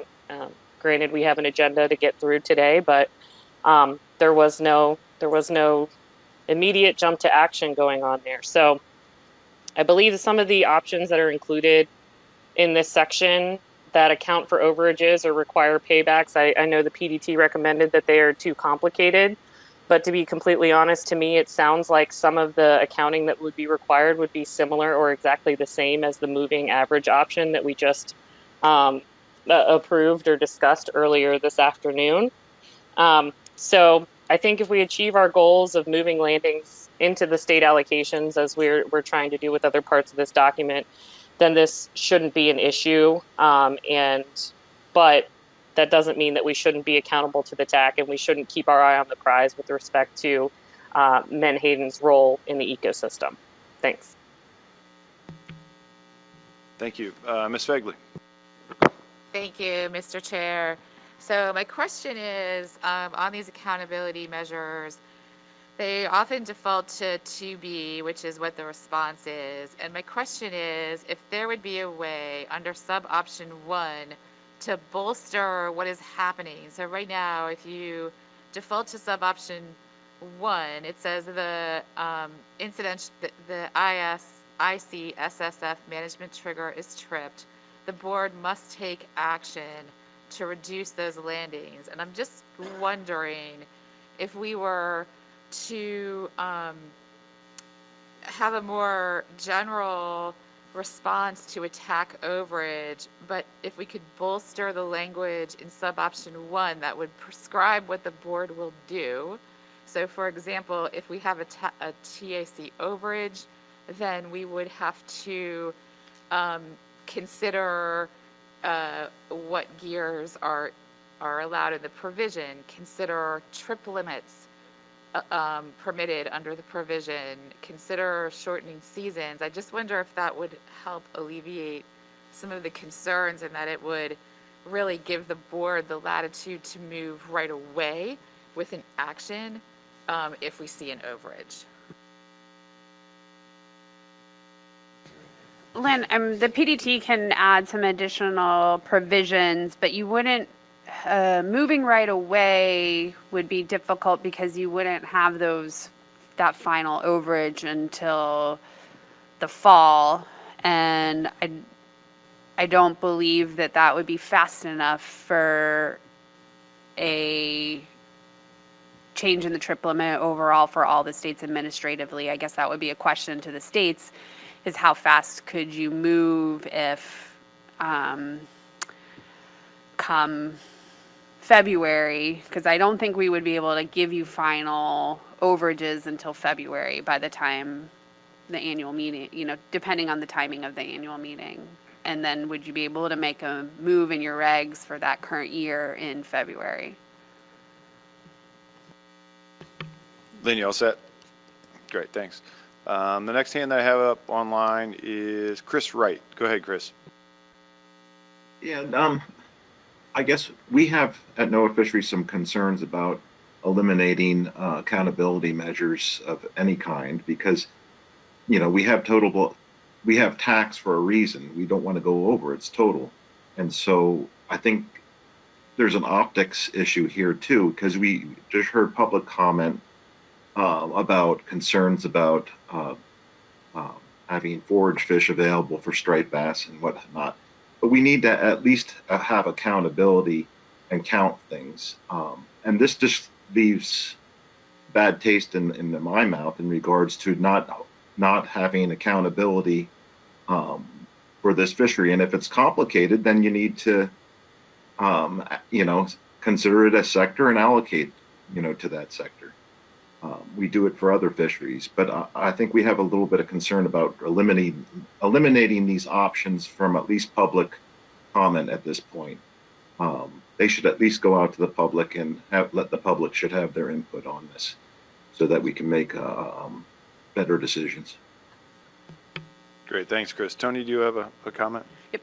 And I just want to clarify, it's not that the PDT doesn't think that there should be accountability. It's that the PDT is not concerned that we would be exceeding the TAC if the board takes action through other provisions of the plan, thus having a more simplified accountability. Right now we have almost unrestricted incidental catch small scale fishery landings. And this was the first year we exceeded the TAC, and we exceeded it by 0.35%, or 3.36%. And we've been doing this for a lot of years where the TAC has not been exceeded. And the PDT is thinking about the ecological reference points when they say they're not concerned at this time because of what has happened and because of the potential provisions the board has the opportunity to put in place through the other sections of this plan. So I just want to make sure that it's clear that they're not saying that they don't think accountability is needed. It's that they think it can be achieved in a more effective and straightforward manner in other sections of the plan. Great, thanks, Tony. Mr. LaFrance, go ahead, please. I just want to associate my remarks with Alison Colden. I do believe that there, for a lot of reasons that she described, are valuable reasons to keep this catch accounting provisions in. However, listening to what some of the debate has been, I wonder whether some of the options could maybe be restricted. I understand that perhaps the more complicated of the two options that are up there, option 2 and option 3, we are actually looking at a percentage of the annual TAC.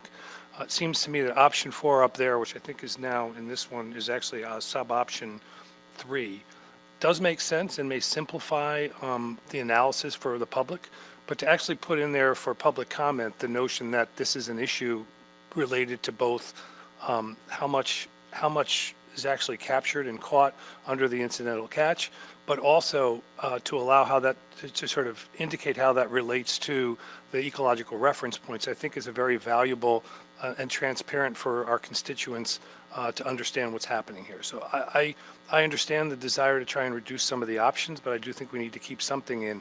And at a minimum, I'd like to see up on that screen the status quo option and option 4 maintained. Thanks. Great, thanks. Ms. Ware, go ahead, Megan.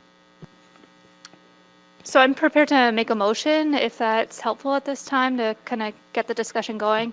Please do. So I'm not prepared to take out this full section at this time. I think the question of what happens if we exceed the TAC is a fair management question to be asking.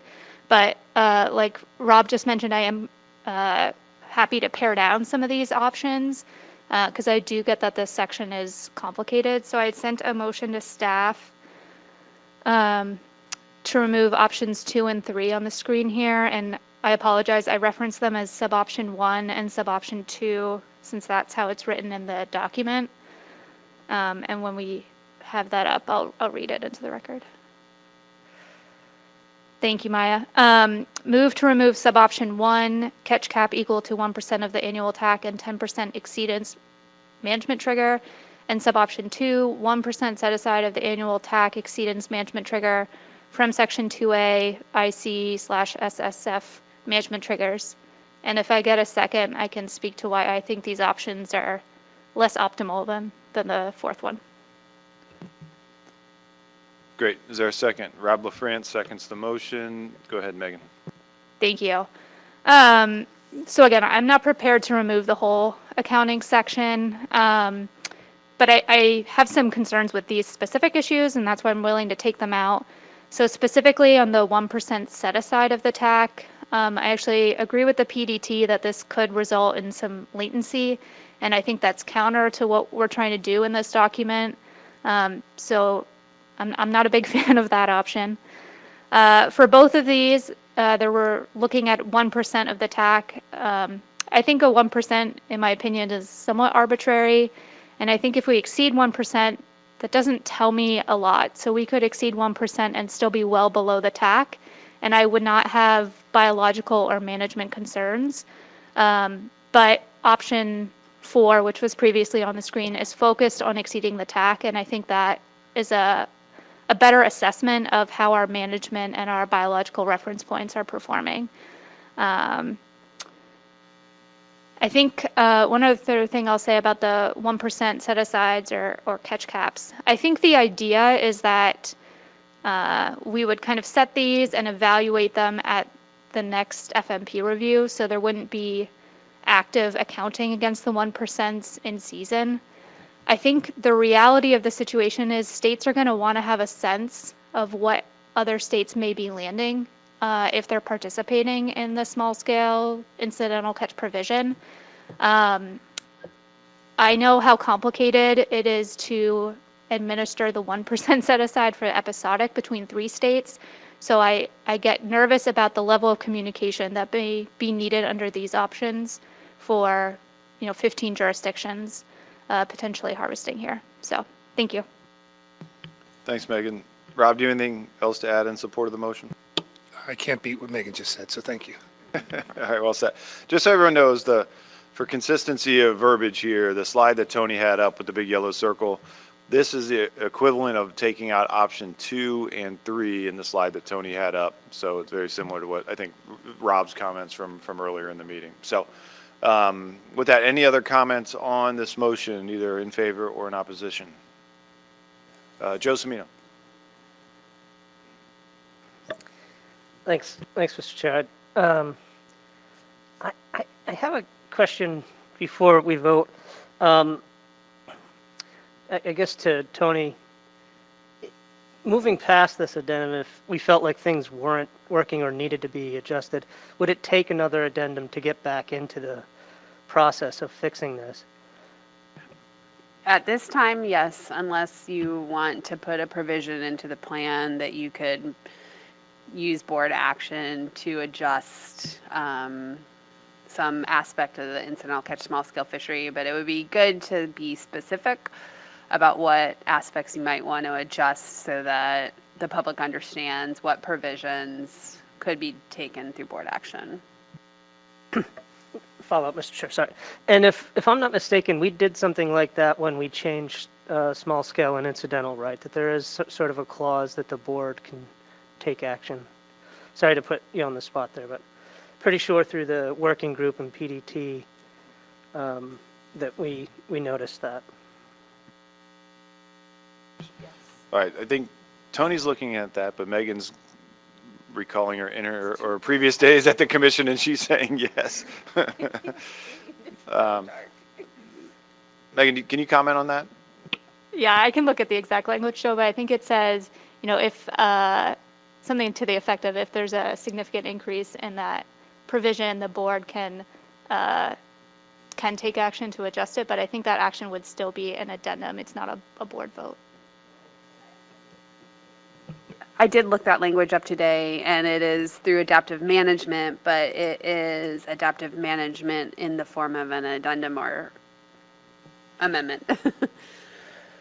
So if it's something that the board is interested in having the PDT explore, then the PDT can do that. But again, I would just think it's important that we specify which aspects would be done, and if it were to be changed, when it would be changed. I assume it would be during specification process, but that would be to the board's pleasure. Great, thanks. And just editorializing, there's a lot of latitude the board can set for themselves through actions that can be done through the specification setting process on an annual basis, but they have to be spelled out really well. And there is kind of this threshold, it when you see it kind of thing, where if you put too many things in there, we are short-circuiting potentially a public comment process and that sort of thing. So you have to, it's a balance in there on what the board can and can't do. But there's a real need to do things quickly at times, but there's also the need to get public comment when we have the ability and timing to do that. So with that, I think I see Allison Colden's hand is up, and then we'll go back to the table. Yeah, I just wanted to follow up on Joe's comments and to yours as well, Bob, that the two provisions or the two things that can be changed per Amendment 3 are the trip limits and the gear types included. So if we did want to add that in, I would be supportive of that as to things that could be addressed through the spec setting process. Thanks. Great, thanks. Any other? And Allison, that would be just for the incidental catch small scale fishery, just to be very, very clear. Yes. Great, thanks. Ms. Meserve. Thank you, Mr. Chair. I do support this motion for the reasons that Megan laid out so well. I do have a question about the remaining sub option, though, which on the previous screen was presented as option 4, which is if the landings exceed the annual TAC, then there's going to be a management trigger response. Option 4 here has it as the payback provision. However, there's actually 2 sub-options in the document. One is that the board must take action to reduce the landings, and the other is that there's a payback provision. So as part of this motion, I kind of want to address what's left, option 4, and that I don't support the payback provision as one of those sub-options under the next tier of options. I find that a payback provision that doesn't address the root cause of the overage is going to be problematic year over year potentially. And so maybe after we dispense with this motion, I would want to make another motion to eliminate sub-option 2 from 2B. If I'm interpreting, what's left after this option is voted on correctly. Okay, thanks. All set. Other comments on the motion? All right, seeing none. 1 minute for caucus.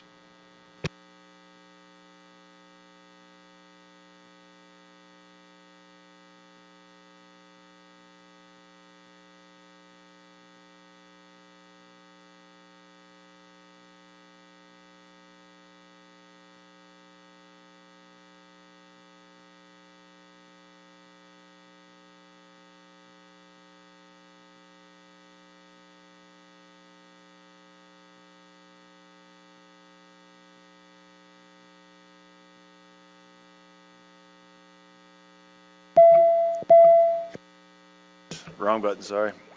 Just want everyone to wake up. I'm going to give this a shot. Any objections to this motion?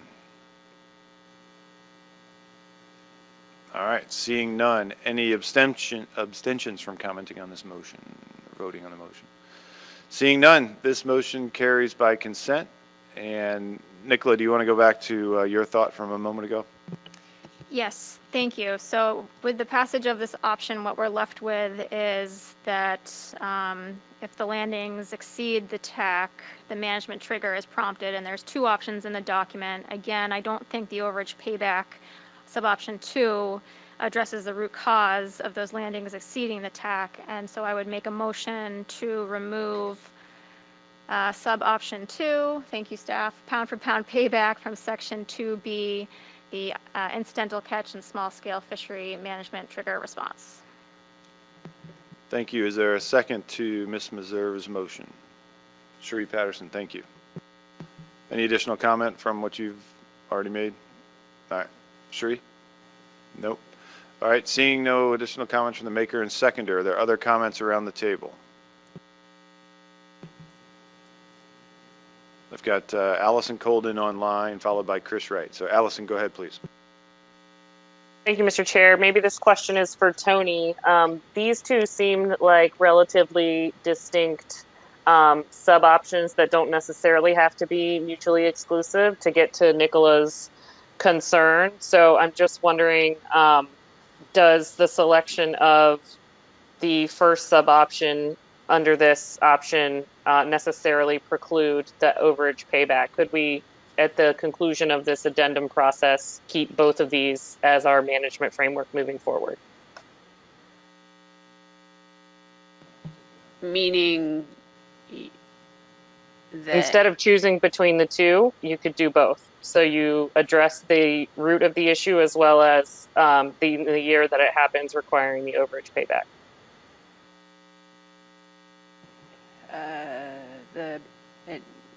they are not the board could if that was the pleasure of the board, but if that is the intention of the board today, then it's best to make that the intention of the board and make it clear in the document.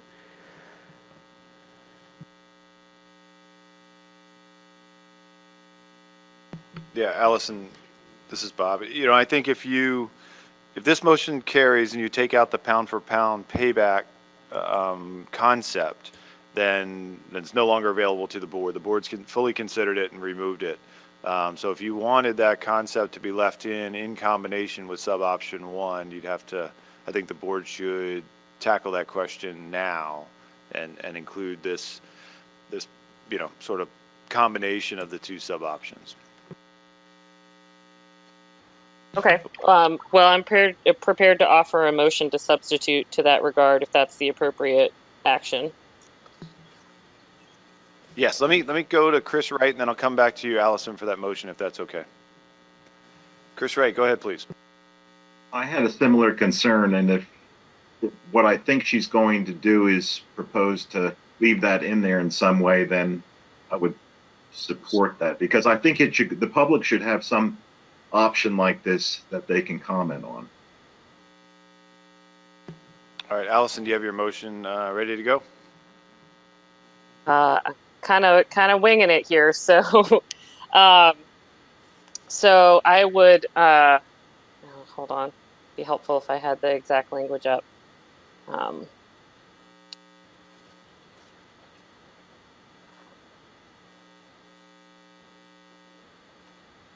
see.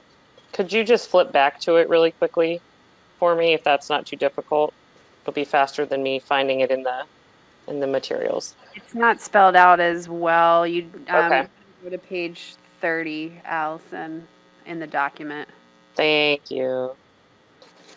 Okay.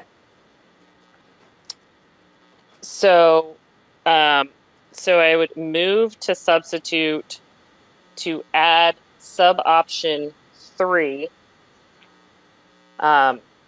If the ICSSF management trigger is tripped, the board must take action to reduce ICSSF landings, and the overage will be deducted on a pound-for-pound basis in the subsequent year.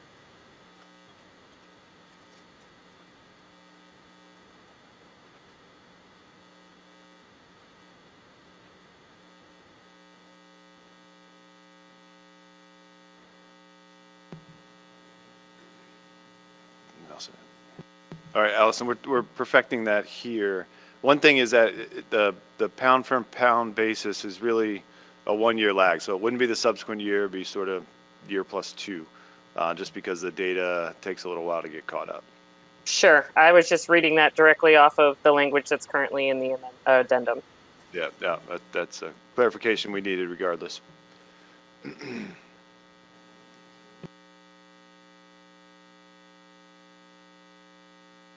So Allison, can you see the motion on your screen? Are you comfortable with that wording? Yes, it looks good to me. Thank you. All right, great. Is there a second to Ms. Colden's motion? Rob LaFrance, thank you.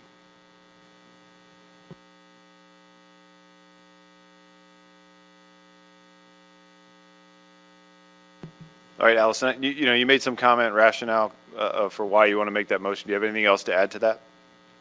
Nope, I think I covered it. Thank you. I just want to add that I think this is a tough issue for everybody to deal with, and I think both sides have some value. I think this motion does allow us a little bit more time to think through this question, and clearly when we come back to address this at our next meeting, we can decide which of these two options come in. So I hear what Ms. Meserve is saying. I think there's some value to what she's saying, but I also think that this option should be looked at, and we should be thinking about what we're going to do in the event we're over here. So that's why I'm supporting it. Great, thanks. Nicola, do you have a comment? Thank you, Mr. Chair. I think one of the additional problems with the pound for pound payback, now that we've scaled back the options, is that there is no cap or set aside for the incidental catch small scale fishery landings. So if there's a pound for pound payback, that's going to affect all the states as opposed to just those that contributed to that overage. So that would be another reason not to move forward with the pound for pound payback, and why I won't support the substitute. Thank you. Thanks. Any other comments we can mix the comments together on main motion or the motion to substitute. Ms. Fegley. Yeah, I think like Nicholas said, the issue is that we don't really know the way that this is now crafted where that payback is gonna. It doesn't really address that root problem. It doesn't tell us where the pound for pound payback is going to go. So I still think what we need to do is, so I don't know that I can support this motion, which means we may be divided as a state, and that's okay. But I think we need to just figure out a way to be more specific on the original motion as to what the board is going to do if there's an overage. I don't think it's satisfactory to the public to say, hey, we're over, and we're going to all see that we're over, and we're going to nod and move on. I think we need to be able to say, these are the things that we're going to proceed to do. If the public needs reassurance, we're going to actually do something. So there's a happy medium here somewhere.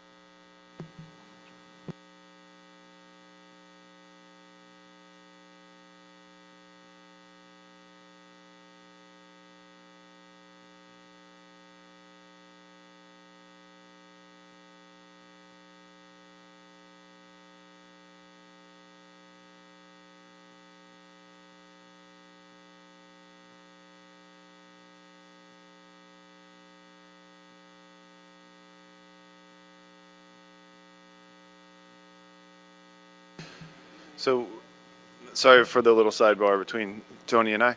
I'll go to Eric Reed. He's going to get us out of this mess. Yeah, no, I'm not going to get you out of anything, Bob. I appreciate the thought, though. But I'm reading the motion to substitute, and it's it. Sorry, Dennis. Is that any better, Dennis? Okay. So my question is about the motion to substitute. It says if the ICSSF is tripped. I mean, what are we tripping? I don't see. Maybe we are tripping. Maybe that's how we're going to get us out of it. But I don't see the mechanism there, and to me that's confusing, and I can't support it because I just don't see that what it even actually is going to do. Maybe somebody could clarify that for me. I think the intention was if the TAC was exceeded, but I'll let Allison or Rob comment on that since they made the motion. Rob, go ahead, please. I believe it's covered in sub-option 3, where it basically says, if you read it, it says exceeded after ICL landings and to total landings that occur in state quotas on the ESA, the trigger, quote, quote, the trigger is tripped. So that's the trigger, I believe, that we're referring to. So we probably need to add that wording if the trigger is tripped, if that's okay with everyone to make it more clear what we're saying here. With that, Joe Semino, you have your hand up.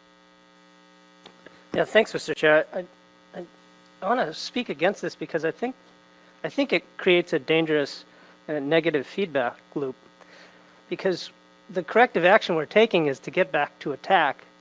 It's a safe harvest level, but with the penalty, we have a moving target that is now lower, and our management action isn't for necessarily that, but to get back to the TAC.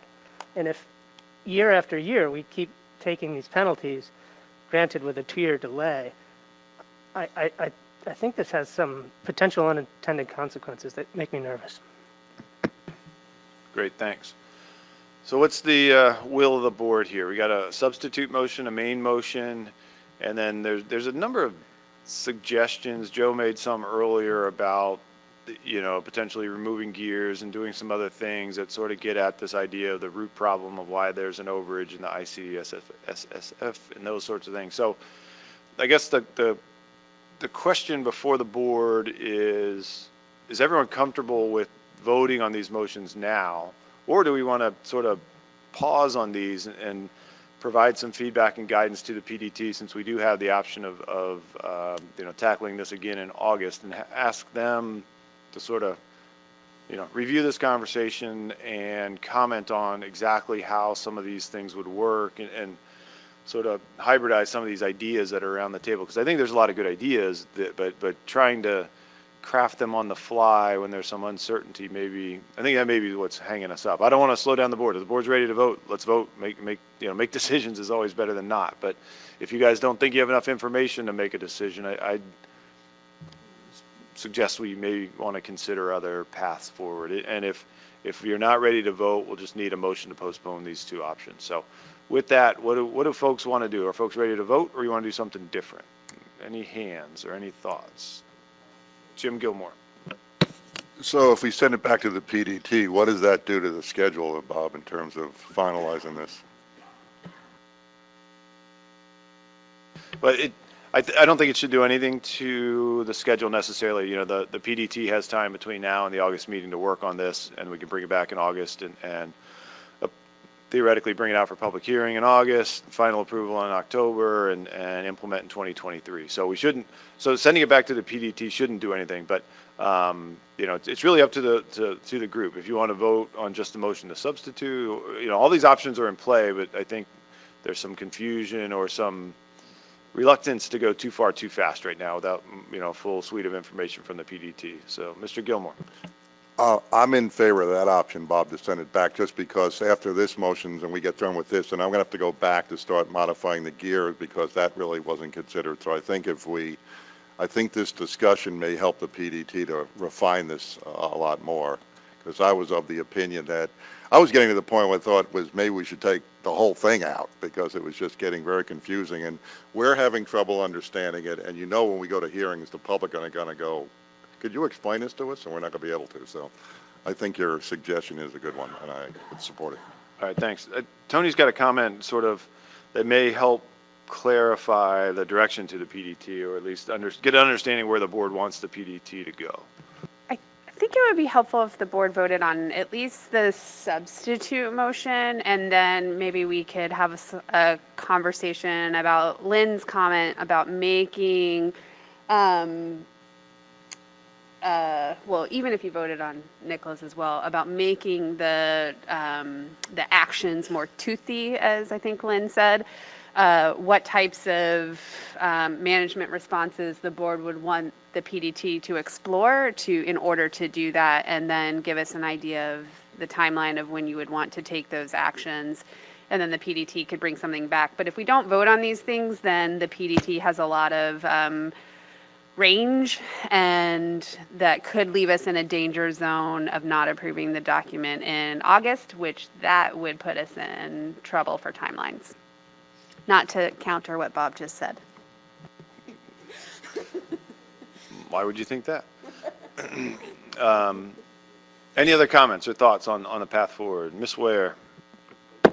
Yeah, I'm comfortable voting on these because I think the PDT needs some guidance, and I don't want to jeopardize not being able to approve this document by the end of the year. But I'm happy to have more discussion on sub-option 1, which I don't think either of these motions are about, as well as Jim's comment about the gears in the other section. I don't think either of these motions are specific to that. So I'm comfortable voting on these and then maybe moving to discussion on those 2 topics.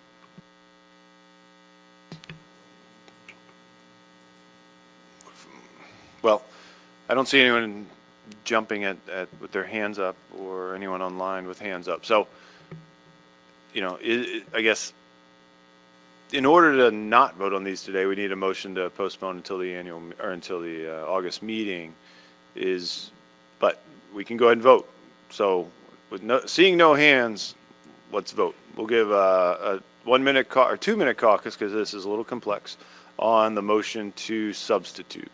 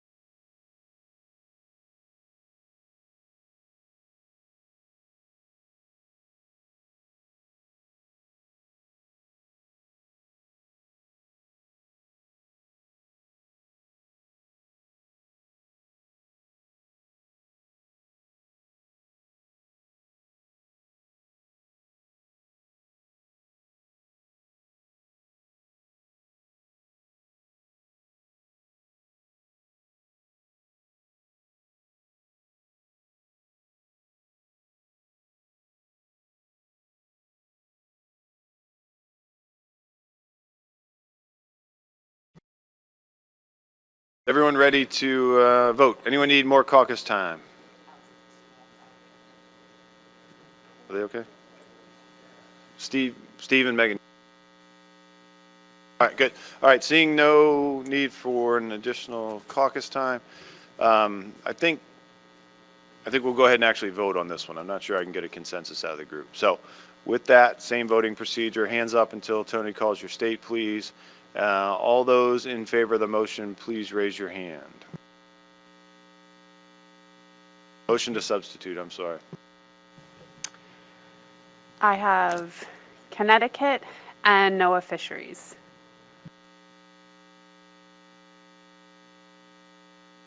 All right. Those in opposition, like sign, please. Okay, I'm going to start on this side of the room.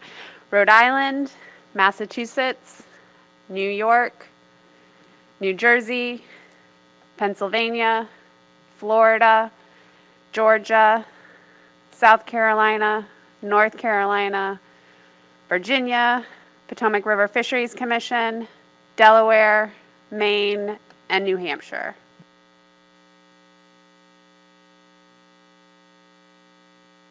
All right, any null votes? N-U-L-L. One null vote. Maryland. And any abstentions? Seeing none, the motion fails. 2 votes in favor, 14 votes in opposition, and 1 null vote. So that brings us to the main motion. Just potentially considering removing sub-option 2 from section 2B. The folks, are you ready to vote on that one as well? Do we need to caucus again? All right, 1 minute caucus.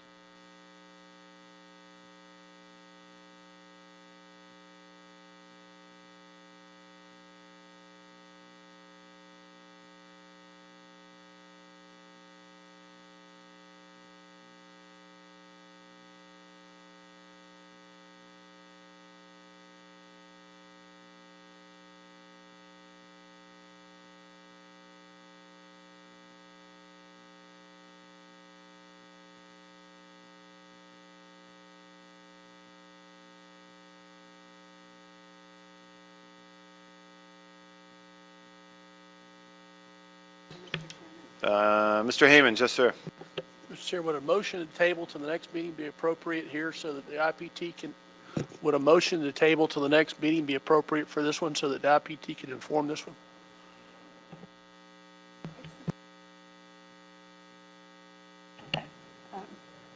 Doug asked if a motion to table is appropriate here or not. Doug, obviously, it's the pleasure of the board to decide if that would be helpful or not. But if this is tabled, I think some more guidance to the PDT on what exactly they are being asked to work on will be really helpful, regardless of what happens to this motion. So, you know, if someone wants to table this until the next meeting, that's fine. But even with that, we need to give the PDT something to work on. Is that helpful, Doug? Yeah, I was actually asking because I thought your previous conversation was that you felt like the PDT needed to provide us a little more before we made a decision here. I was sort of asking you that direct question.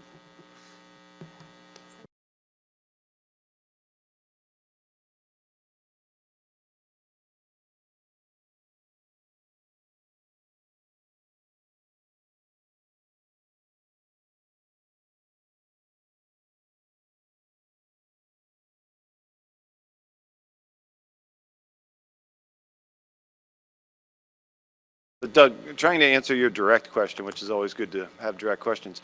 You know, if this motion were to pass, pound for pound paybacks would be taken out of the document, and the PDT couldn't work on that anymore. That's out, not to come back in August. And so it's really a decision of the board.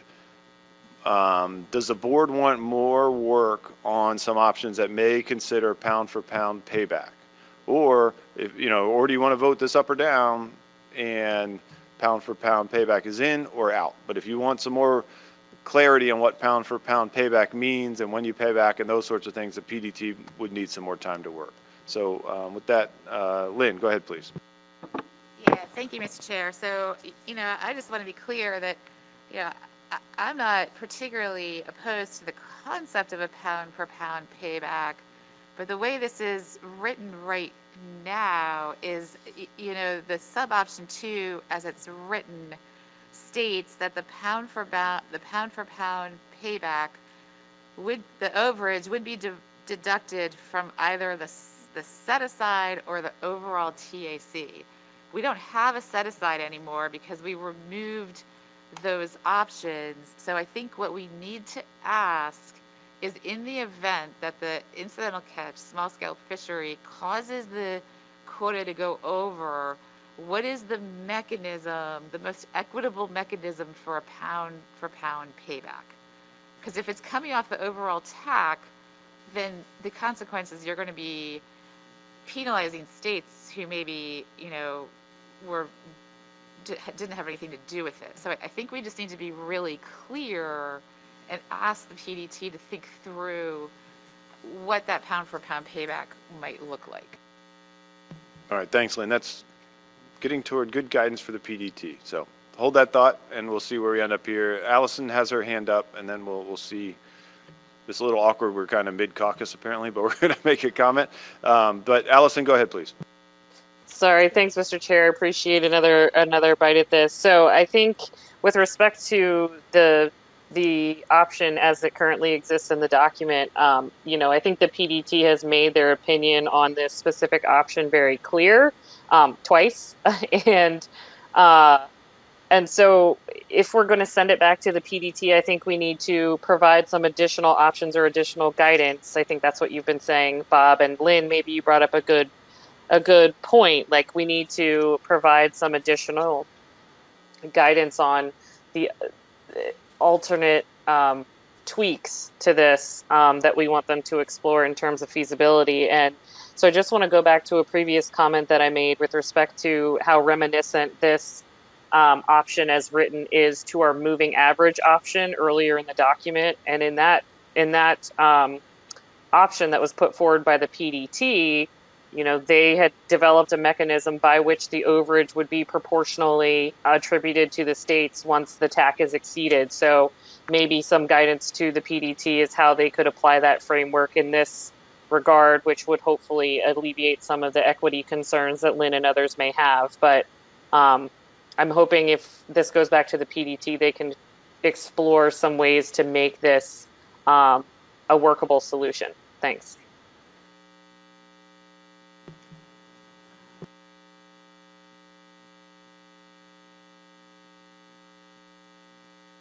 All right.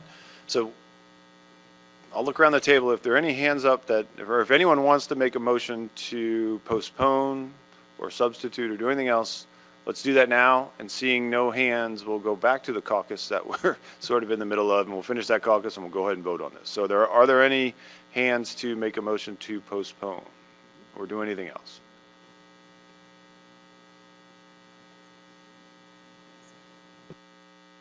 All right, I don't see any hands, so let's finish the caucus and go ahead and vote on this, the main motion.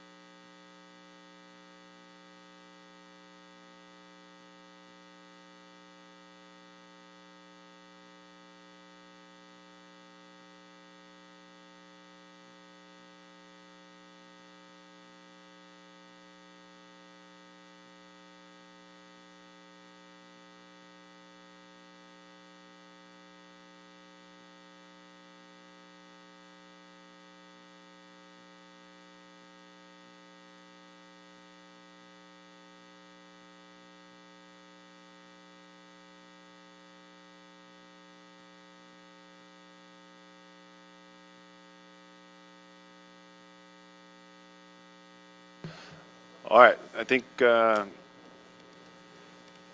is Maryland all set, Lynn? All right, Maryland's all set. All right, doesn't look like we need any time to extend the caucus, so let's go ahead and vote. We'll do a vote because I don't think it will necessarily be a consensus. So those in favor of the motion to remove sub-option 2 from section 2B, please raise your hand.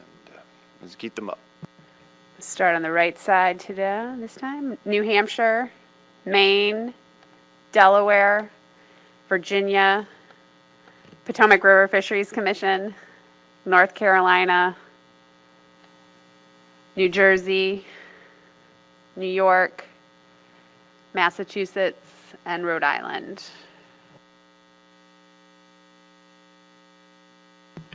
Thank you. Those in opposition, like sign. Maryland, South Carolina, Georgia, Florida, Pennsylvania, and NOAA Fisheries.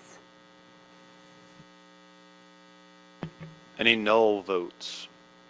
One null vote from Connecticut. And any abstentions? Shouldn't be any. I think we're out of votes. All right, the motion carries. 10 votes in favor, 6 in opposition, and 1 null vote. So what I heard from the board in terms of actions that the board can take to address the root of the problem is there is some interest in the board being able to take action. I am assuming through specifications, but in your discussion, please correct me if there's another time that you would want to do this, to look at gear types as well as trip limits. If there are other areas that you would want to consider for changes through board action during specifications, please let me know so the PDT can explore that. Ms. Ware. So I think for sub-option 1, I think that's what Lynn was talking about in terms of providing more guidance. I think maybe an option is to just reference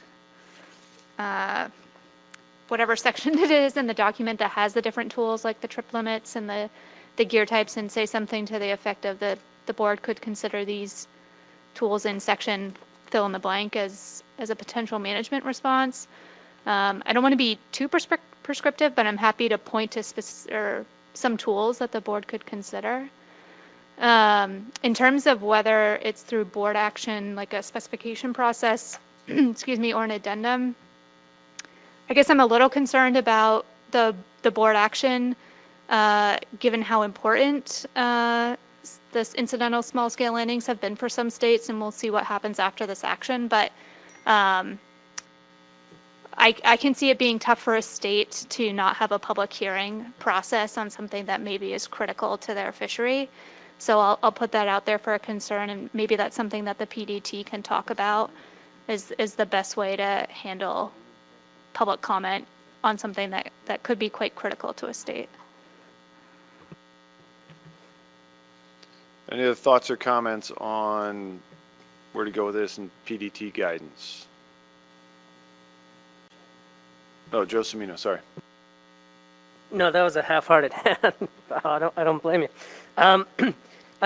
Just to Megan's point, this is a similar discussion that's going to be had with striped bass, and I think a lot of the states have to go back and do have a public hearing process. You know, we have councils or commissions at the state level that these, you know, these types of management changes come up again. So, I don't know if it's the PDT could do that type of research. How many states would need to do that anyway? But I think a lot of times that process happens just at the state level.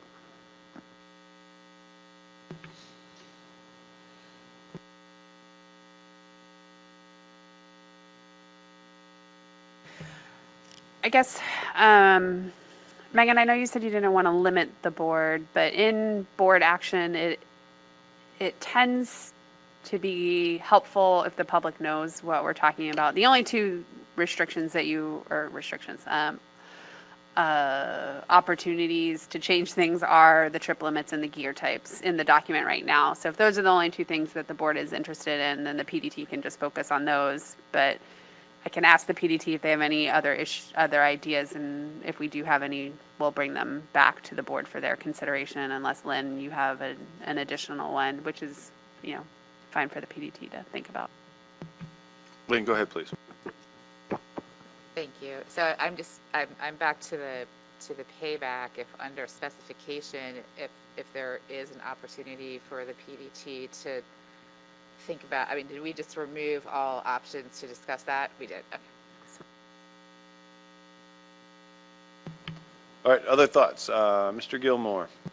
Yeah, and just in terms, back to the gear question, if the PDT can look at just, we're using traditional nameplates for things, small-scale fisheries, indirect, the different categories we used, and they may have to be a little creative, that we may have some new categories that are more inclusive. So instead of calling a non-directed fishery, maybe there's a non-directed fishery plus or something. I don't know, but just so we can get around that. Thanks. And that, Jim, that goes back to your beach seine comment earlier. Good. And Ms. Meserve. Bob, before we go to Nicola, I'm sorry. So just so that it's very clear to the PDT, for these non-directed gears, Jim, I understand that you're looking for the beach seines, but I guess it would be good for the PDT to understand what category of gears are you trying to focus on in these non-directed gear types? Because if we add the beach seines, I'm assuming the PDT took those as a directed gear type. And so if the board is interested in us changing that category, the PDT needs to know what that change is so that they can think about what other gears need to be included in there or not. I just don't want to focus just on that one gear type if we should be considering others. Yeah, Jim, follow up. Yeah, that's kind of the complication because, we're talking about, it's called a small scale fishery, and that's what that beach seine is, but now we're calling it non-directed gear. So, and then we throw in,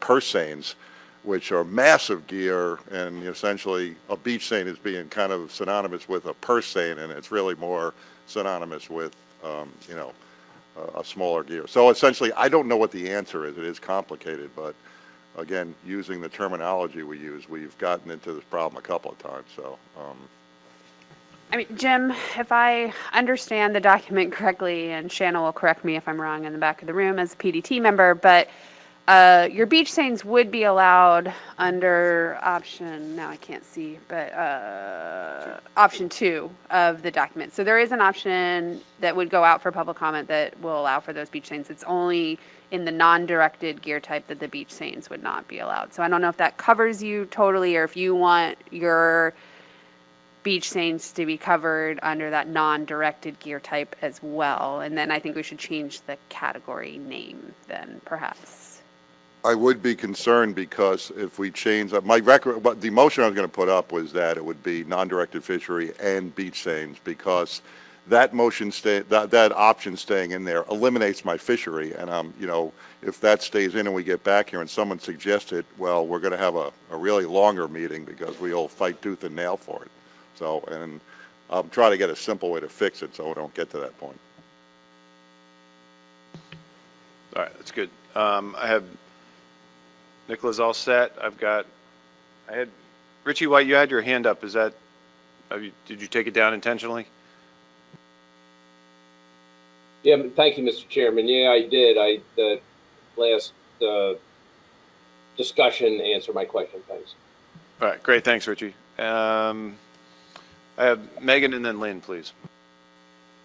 Just a food for thought, Jim, on your comments there. I think, and Tony can correct me, I think your idea of non-directed gears plus beach seines, I'll call it, would already be in the range of options that is in this document. So I think at final action you could make a motion for that because that's within the range of options. So I don't know if that helps or not, but Tony can correct me if I'm wrong about that. If it is the pleasure of the board at the meeting that it is within the range of the things that we're taking out, so at the meeting the board agrees that that is within the range, then the board can take action on that. Lynn, please go ahead. Thank you, Mr. Chair. So I admit I might have passed out. I blacked out for a minute, but I was really hoping to make a motion back on the directed gear, the timing of the IC and the SSF provisions. We seem to have just gotten through that to accountability, and I hope I didn't miss my chance, but I had a motion to remove an option under there, if I may. Yeah, I don't think you passed out, Lynn. You're still here. We're doing okay. Good. We're going to bring that slide back up, and then we'll get just so everyone can get a refresher on what that issue is.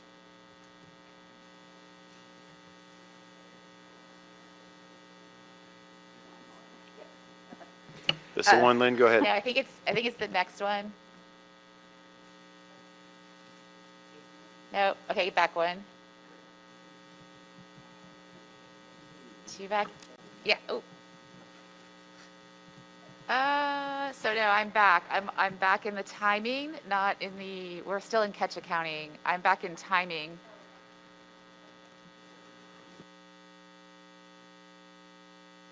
There it is. We got a little distracted by the gear types, I think. So yeah, if I may, I did have a motion to remove option 4, which is the full closure when the allocation is met and having no ICC-SS provision at all. And if I get a second, I'd be happy to speak to that. Great. Thanks, Lynn. Is there a second to that motion? Mr. Semino, thank you. And back to you, Lynn. Yeah, thank you. And again, I appreciate the forbearance of the board in going back here. But I just, for one, I think that this provision, although it may need some adjustment here and there, I think it's so important to many of us around the table in terms of how we go forward in negotiating this allocation. I would hate to see it go away. And I also just want to, because I'm a broken record, this is really essential for our state because we don't have those mobile gears. We don't allow any gears to move. So if we don't have this at all and we have to close our fisheries, we're just going to have a lot of dead discards. So for that reason, it's very important to us. And thank you. Thanks, Lynn. And another reminder, Lynn, some people were saying they couldn't hear you well. So just next time, get close to the microphone, please. Joe, do you have any comments as a seconder?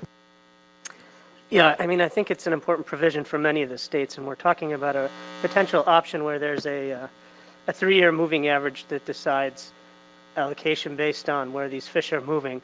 So I think this provision is going to be more important than ever if that comes into play. Great, thanks, Joe. Other thoughts or comments on this motion? Seeing none. Let's try this. Do we need a caucus? I don't see any hands that look like they need a caucus. So with that, is there any opposition to the motion to remove option 4 under section 331? Seeing no opposition, are there any abstentions? All right, the motion carries by consent. Thank you, Lynn, for bringing that back and not letting us forget that one.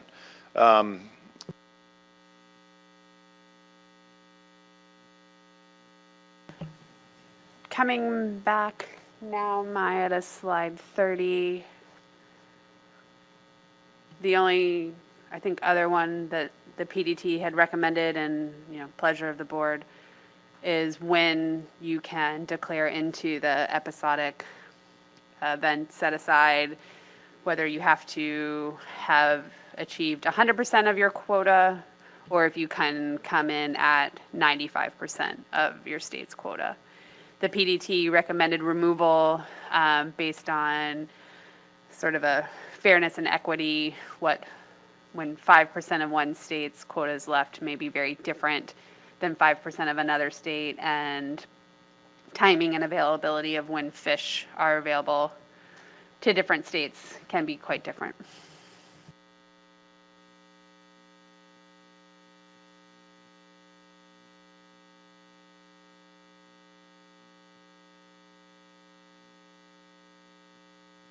Okay, great. Any thoughts on following the PDT recommendation to remove section 335 about when the episodic event can be harvested?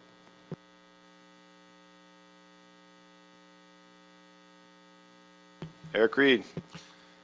Thank you, Mr. Chair. I would move to remove section 3.3.5, allow access to EESA at less than 100% of the state's allocation from the document.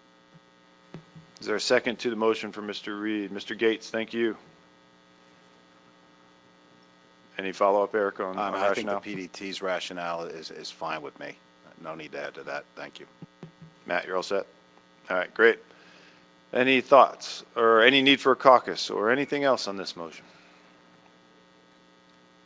All right, seeing none, let's try this as well. Is there any opposition to the motion that's on the board?